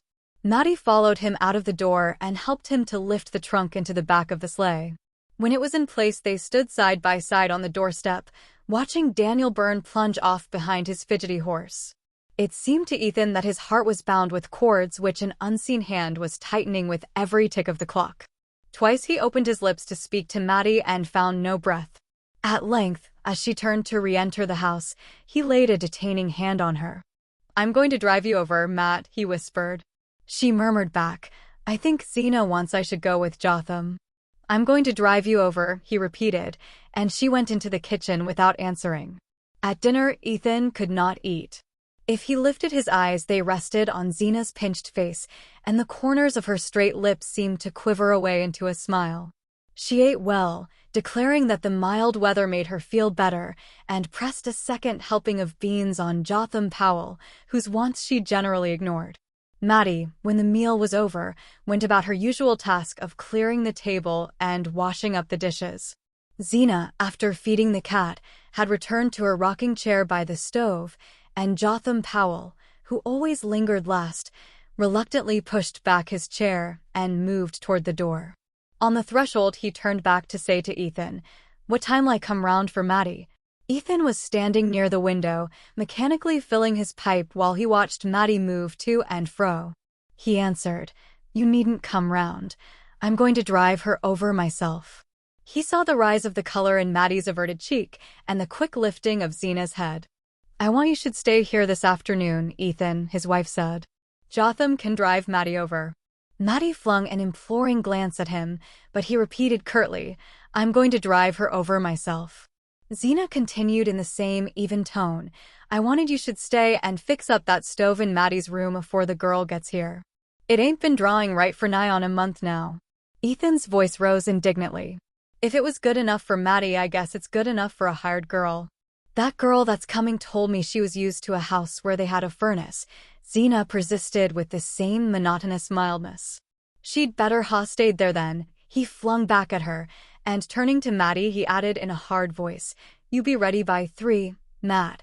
I've got business at Corbury." Jotham Powell had started for the barn, and Ethan strode down after him aflame with anger.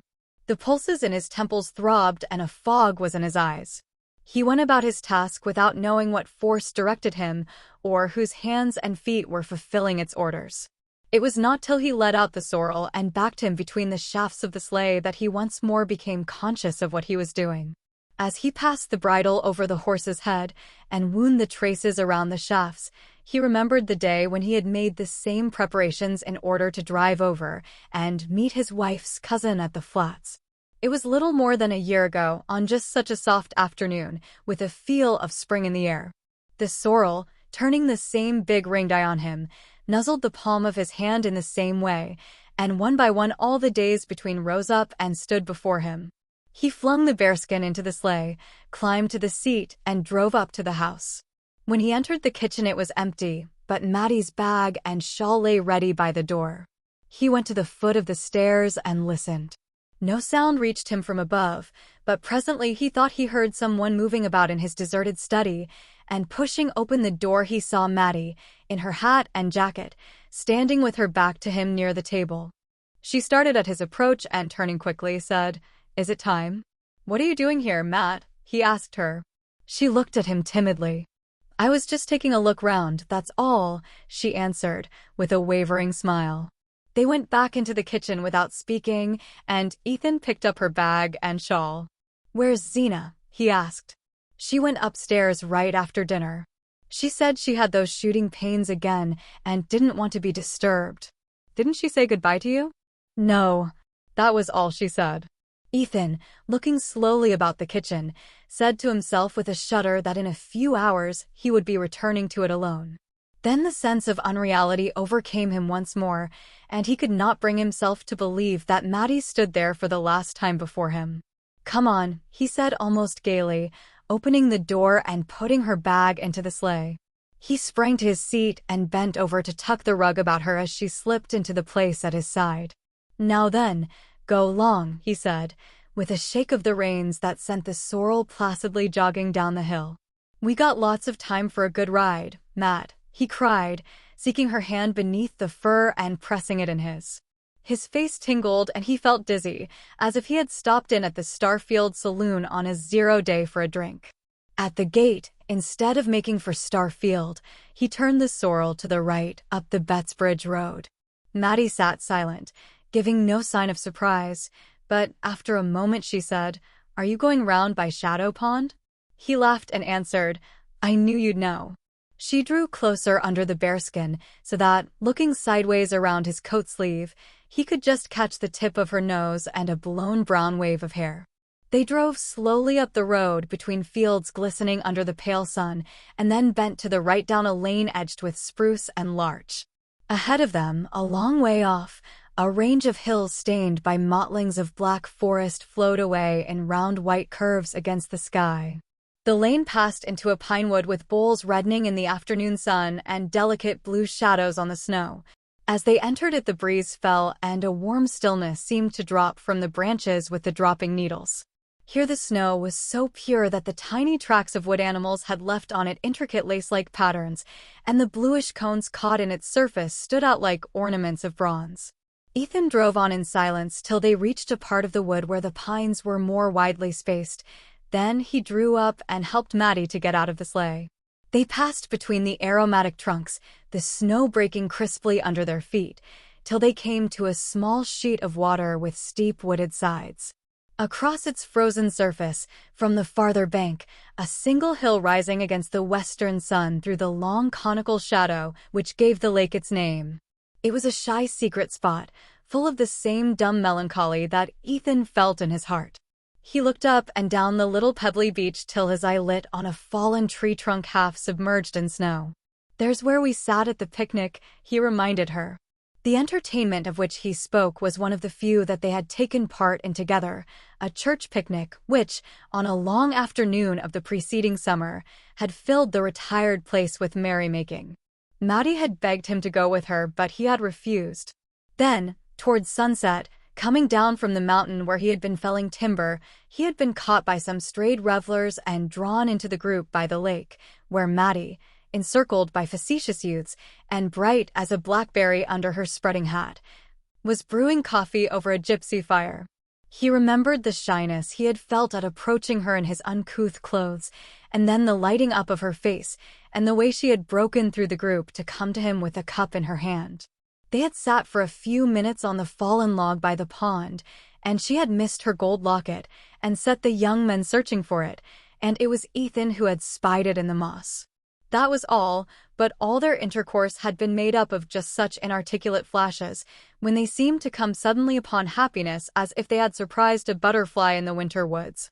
"It was right there I found your locket," he said, pushing his foot into a dense tuft of blueberry bushes. "I never saw anybody with such sharp eyes," she answered. She sat down on the tree trunk in the sun, and he sat down beside her. "You were as pretty as a picture in that pink hat," he said. She laughed with pleasure. "Oh, I guess it was the hat," she rejoined. They had never before avowed their inclinations so openly, and Ethan, for a moment, had the illusion that he was a free man, wooing the girl he meant to marry. He looked at her hair and longed to touch it again, and to tell her that it smelt of the woods, but he had never learned to say such things. Suddenly she rose to her feet and said, "We mustn't stay here any longer." He continued to gaze at her vaguely, only half roused from his dream. "There's plenty of time," he answered. They stood looking at each other as if the eyes of each were straining to absorb and hold fast the other's image. There were things he had to say to her before they parted, but he could not say them in that place of summer memories, and he turned and followed her in silence to the sleigh. As they drove away, the sun sank behind the hill and the pine boles turned from red to gray. By a devious track between the fields they wound back to the Starkfield road.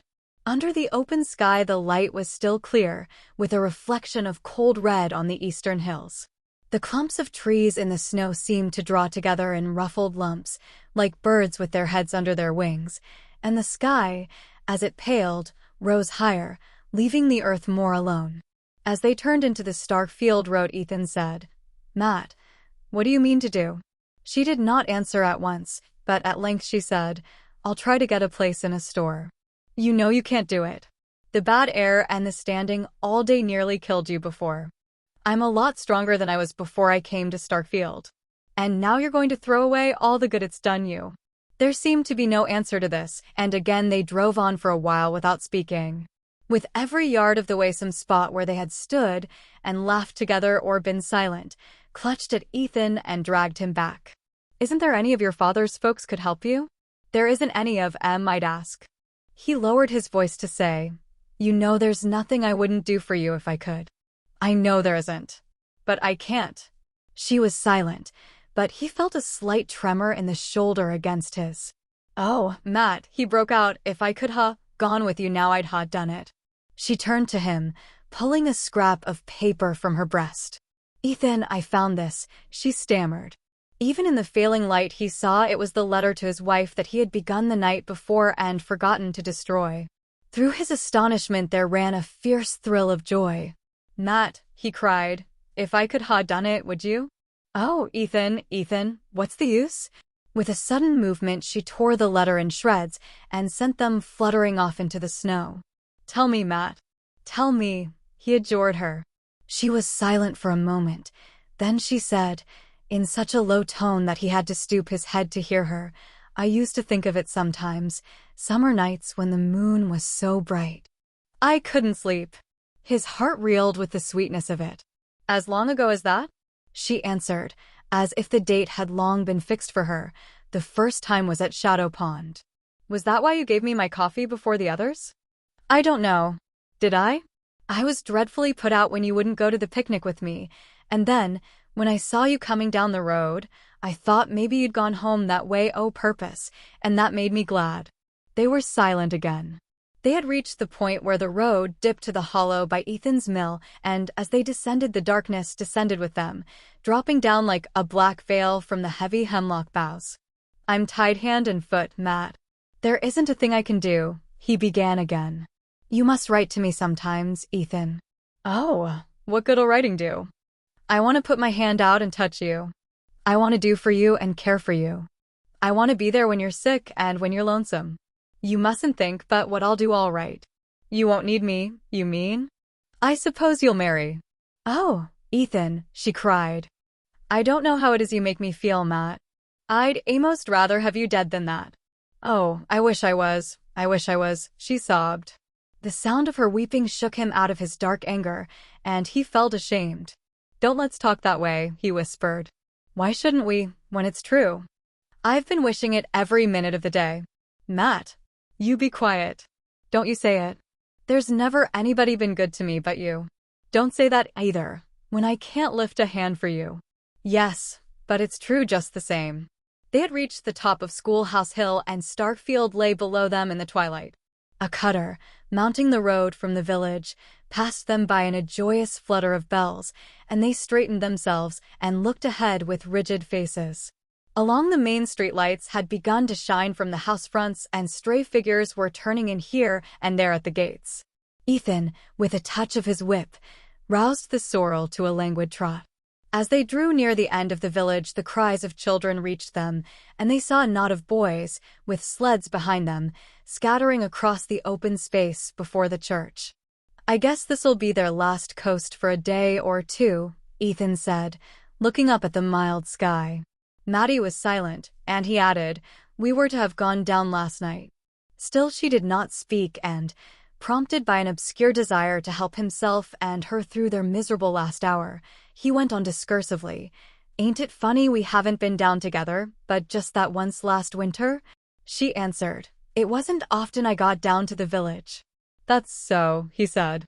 They had reached the crest of the Corbury Road, and between the indistinct white glimmer of the church and the black curtain of the Varnum spruces, the slope stretched away below them without a sled on its length.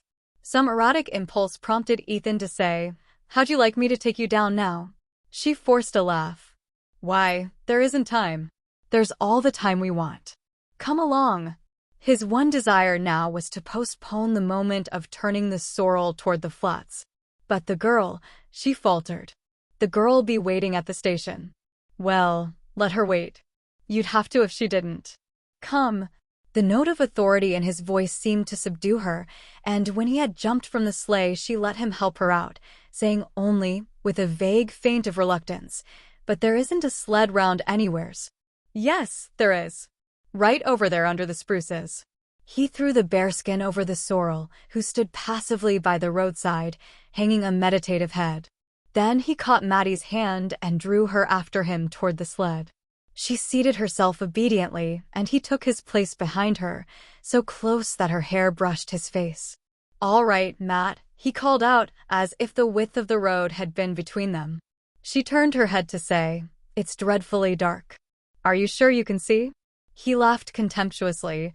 "I could go down this coast with my eyes tied," and she laughed with him, as if she liked his audacity. Nevertheless, he sat still a moment, straining his eyes down the long hill, for it was the most confusing hour of the evening. The hour when the last clearness from the upper sky is merged with the rising night in a blur that disguises landmarks and falsifies distances. "Now," he cried. The sled started with a bound, and they flew on through the dusk, gathering smoothness and speed as they went, with the hollow night opening out below them and the air singing by like an organ. Maddie sat perfectly still, But as they reached the bend at the foot of the hill, where the big elm thrust out a deadly elbow, he fancied that she shrank a little closer. "Don't be scared, Matt," he cried exultantly, as they spun safely past it and flew down the second slope, and when they reached the level ground beyond, and the speed of the sled began to slacken, he heard her give a little laugh of glee. They sprang off and started to walk back up the hill. Ethan dragged the sled with one hand and passed the other through Maddie's arm. "Were you scared I'd run you into the elm?" he asked with a boyish laugh. "I told you I was never scared with you," she answered. The strange exaltation of his mood had brought on one of his rare fits of boastfulness. "It is a tricky place, though. The least swerve, and we'd never come up again. But I can measure distances to a hair's breadth, always could," she murmured. "I always say you've got the surest eye." Deep silence had fallen with the starless dusk, and they leaned on each other without speaking, but at every step of their climb Ethan said to himself, "It's the last time we'll ever walk together." They mounted slowly to the top of the hill.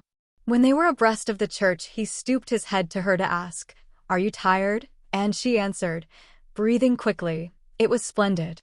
With a pressure of his arm, he guided her toward the Norway spruces. "I guess the sled must be Ned Hale's. Anyhow, I'll leave it where I found it."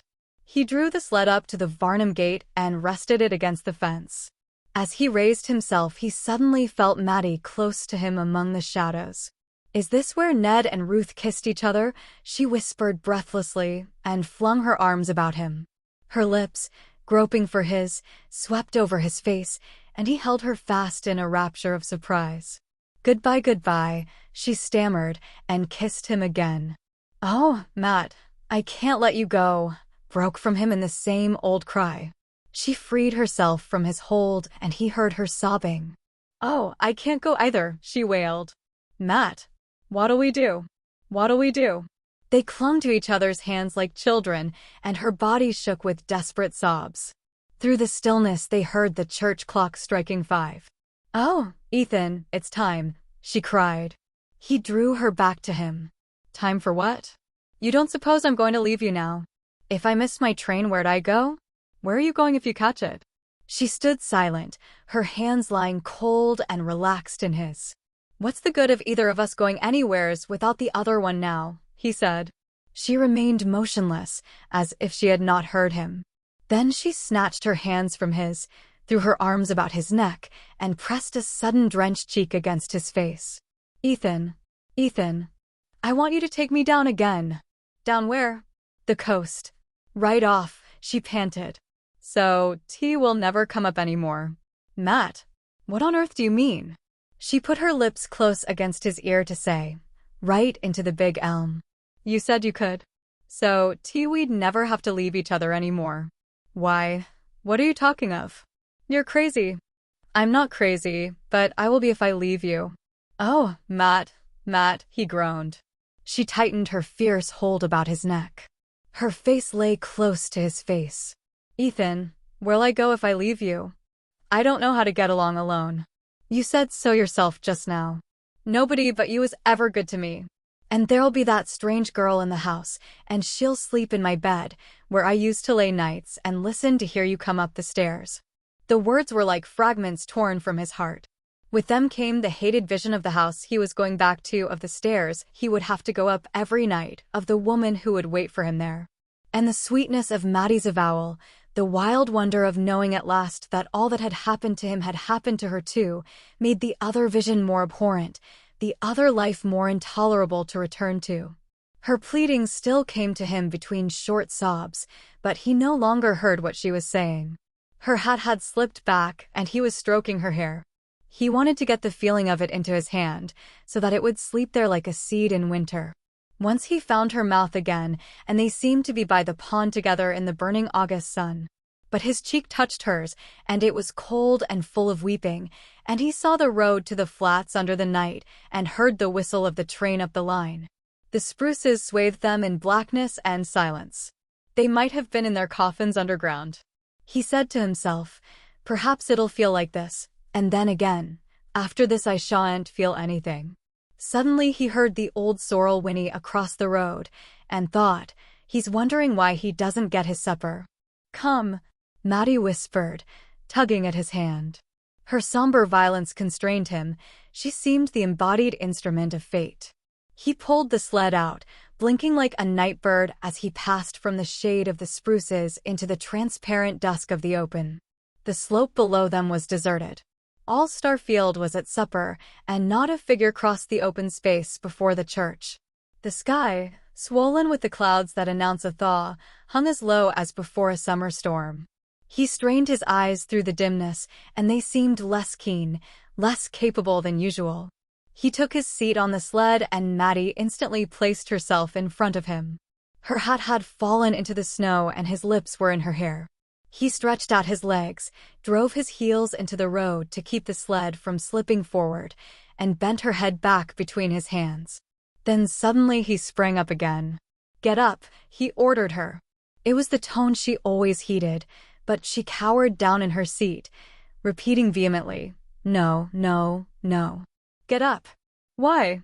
"I want to sit in front." "No, no. How can you steer in front?" "I don't have to. We'll follow the track." They spoke in smothered whispers as though the night were listening. Get up, he urged her, but she kept on repeating, "Why do you want to sit in front?" Because I want to feel you holding me," he stammered and dragged her to her feet. The answer seemed to satisfy her, or else she yielded to the power of his voice. He bent down, feeling in the obscurity for the glassy slide worn by preceding coasters, and placed the runners carefully between its edges. She waited while he seated himself with crossed legs in the front of the sled. Then she crouched quickly down at his back and clasped her arms about him. Her breath in his neck set him shuddering again, and he almost sprang from his seat. But in a flash, he remembered the alternative. She was right. This was better than parting. He leaned back and drew her mouth to his. Just as they started, he heard the sorrel's whinny again, and the familiar wistful call, and all the confused images it brought with it, went with him down the first reach of the road. Halfway down there was a sudden drop, then a rise, and after that another long delirious descent. As they took wing for this, it seemed to him that they were flying indeed, flying far up into the cloudy night, with Starfield immeasurably below them, falling away like a speck in space. Then the big elm shot up ahead, lying in wait for them at the bend of the road, and he said between his teeth, "We can fetch it. I know we can fetch it." As they flew toward the tree, Maddie pressed her arms tighter, and her blood seemed to be in his veins. Once or twice the sled swerved a little under them. He slanted his body to keep it headed for the elm, repeating to himself again and again, "I know we can fetch it," and little phrases she had spoken ran through his head and danced before him on the air. The big tree loomed bigger and closer, and as they bore down on it he thought, "It's waiting for us. It seems to know." But suddenly his wife's face, with twisted monstrous lineaments, thrust itself between him and his goal, and he made an instinctive movement to brush it aside. The sled swerved in response, but he righted it again, kept it straight, and drove down on the black projecting mass. There was a last instant when the air shot past him like millions of fiery wires, and then the elm. The sky was still thick, but looking straight up he saw a single star, and tried vaguely to reckon whether it were Sirius, or the effort tired him too much, and he closed his heavy lids and thought that he would sleep. The stillness was so profound that he heard a little animal twittering somewhere nearby under the snow. It made a small frightened cheep like a field mouse, and he wondered languidly if it were hurt. Then he understood that it must be in pain so excruciating that he seemed, mysteriously, to feel it shooting through his own body. He tried in vain to roll over in the direction of the sound, and stretched his left arm out across the snow. And now it was as though he felt rather than heard the twittering. It seemed to be under his palm, which rested on something soft and springy. The thought of the animal's suffering was intolerable to him, and he struggled to raise himself, and could not because a rock or some huge mass seemed to be lying on him. But he continued to finger about cautiously with his left hand, thinking he might get hold of the little creature and help it, and all at once he knew that the soft thing he had touched was Maddie's hair, and that his hand was on her face. He dragged himself to his knees, the monstrous load on him moving with him as he moved, and his hand went over and over her face, and he felt that the twittering came from her lips. He got his face down close to hers, with his ear to her mouth, and in the darkness he saw her eyes open and heard her say his name. "Oh, Matt, I thought we'd fetched it," he moaned, and far off, up the hill, he heard the sorrel whinny, and thought, I ought to be getting him his feed. The querulous drone ceased as I entered Frome's kitchen, and of the two women sitting there I could not tell which had been the speaker. One of them, on my appearing, raised her tall bony figure from her seat, not as if to welcome me, for she threw me no more than a brief glance of surprise, but simply to set about preparing the meal which Frome's absence had delayed. A slatternly calico wrapper hung from her shoulders, and the wisps of her thin gray hair were drawn away from a high forehead and fastened at the back by a broken comb. She had pale opaque eyes which revealed nothing and reflected nothing, and her narrow lips were of the same sallow color as her face. The other woman was much smaller and slighter. She sat huddled in an armchair near the stove, and when I came in she turned her head quickly toward me, without the least corresponding movement of her body. Her hair was as gray as her companion's, her face as bloodless and shriveled, but amber-tinted, with swarthy shadows sharpening the nose and hollowing the temples. Under her shapeless dress her body kept its limp immobility, and her dark eyes had the bright witch-like stare that disease of the spine sometimes gives. Even for that part of the country the kitchen was a poor-looking place. With the exception of the dark-eyed woman's chair, which looked like a soiled relic of luxury bought at a country auction, the furniture was of the roughest kind. 3-course china plates and a broken-nosed milk jug had been set on a greasy table scored with knife cuts, and a couple of straw-bottomed chairs and a kitchen dresser of unpainted pine stood meagerly against the plaster walls. "My, it's cold here." "The fire must be most out," Frome said, glancing about him apologetically as he followed me in. The tall woman, who had moved away from us toward the dresser, took no notice, but the other, from her cushioned niche, answered complainingly in a high, thin voice.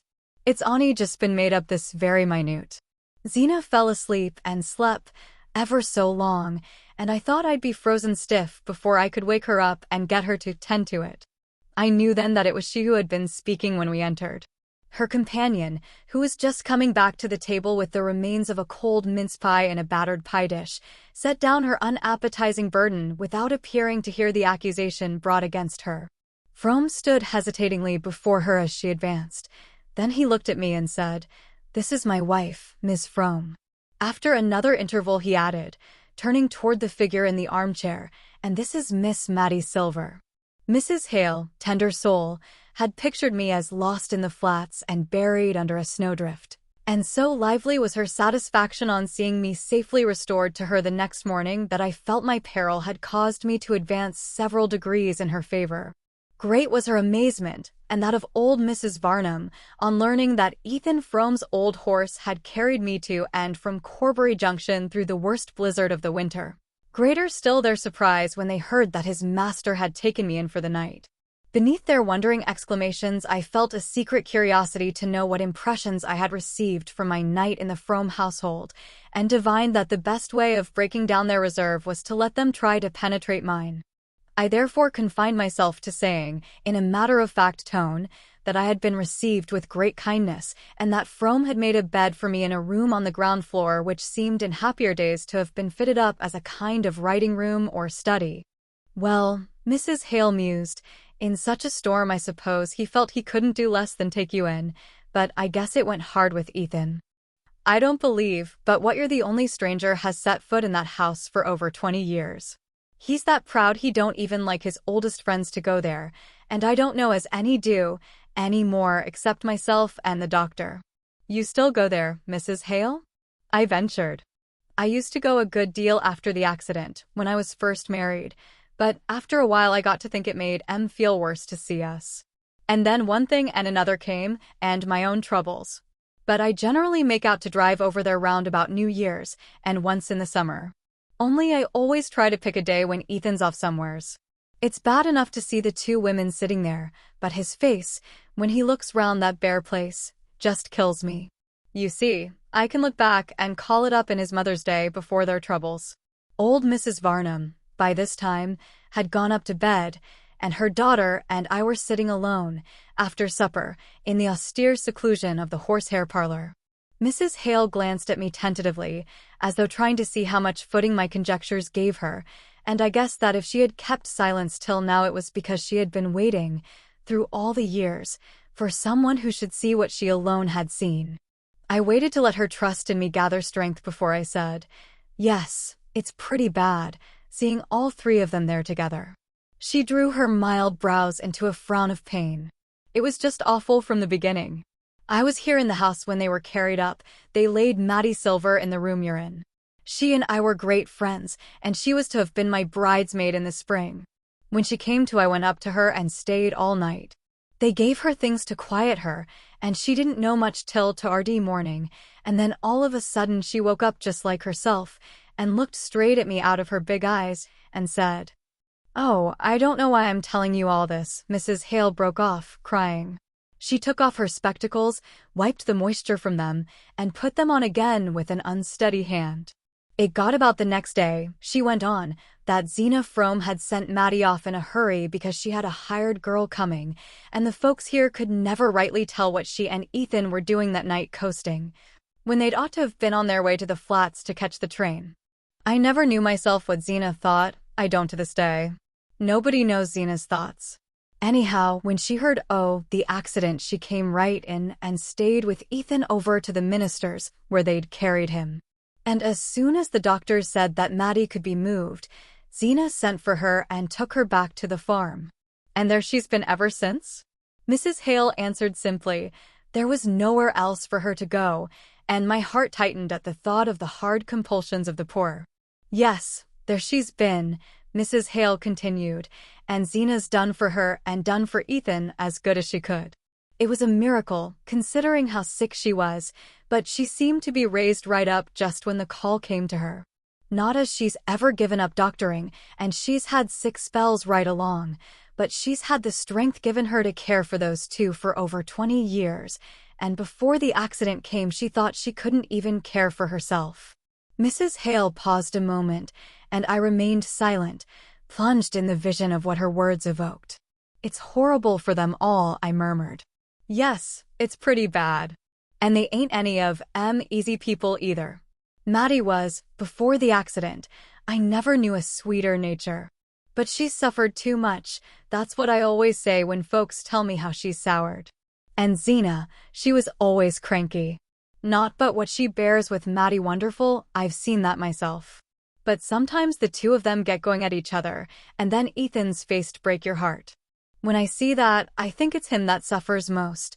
Anyhow, it ain't Zena, because she ain't got the time. It's a pity, though," Mrs. Hale ended, sighing, "that they're all shut up there in that one kitchen. In the summertime, on pleasant days, they move Maddie into the parlor, or out in the dooryard, and that makes it easier. But winters there's the fires to be thought of, and there ain't a dime to spare up at the Fromes." Mrs. Hale drew a deep breath, as though her memory were eased of its long burden, and she had no more to say, but suddenly an impulse of complete avowal seized her. She took off her spectacles again, leaned toward me across the beadwork table cover, and went on with lowered voice. "There was one day, about a week after the accident, when they all thought Maddie couldn't live. Well, I say it's a pity she did. I said it right out to our minister once, and he was shocked at me. Only he wasn't with me that morning when she first came to. And I say, if she'd died, Ethan might lived, and the way they are now, I don't see's there's much difference between the Fromes up at the farm and the Fromes down in the graveyard, 'cept that down there they're all quiet, and the women have got to hold their tongues." Thank you for listening to Ethan Frome by Edith Wharton. If this timeless story has captured your interest, be sure to subscribe to my channel for more classic literature and audiobooks. I'd love to hear your thoughts. Feel free to share your impressions in the comments below.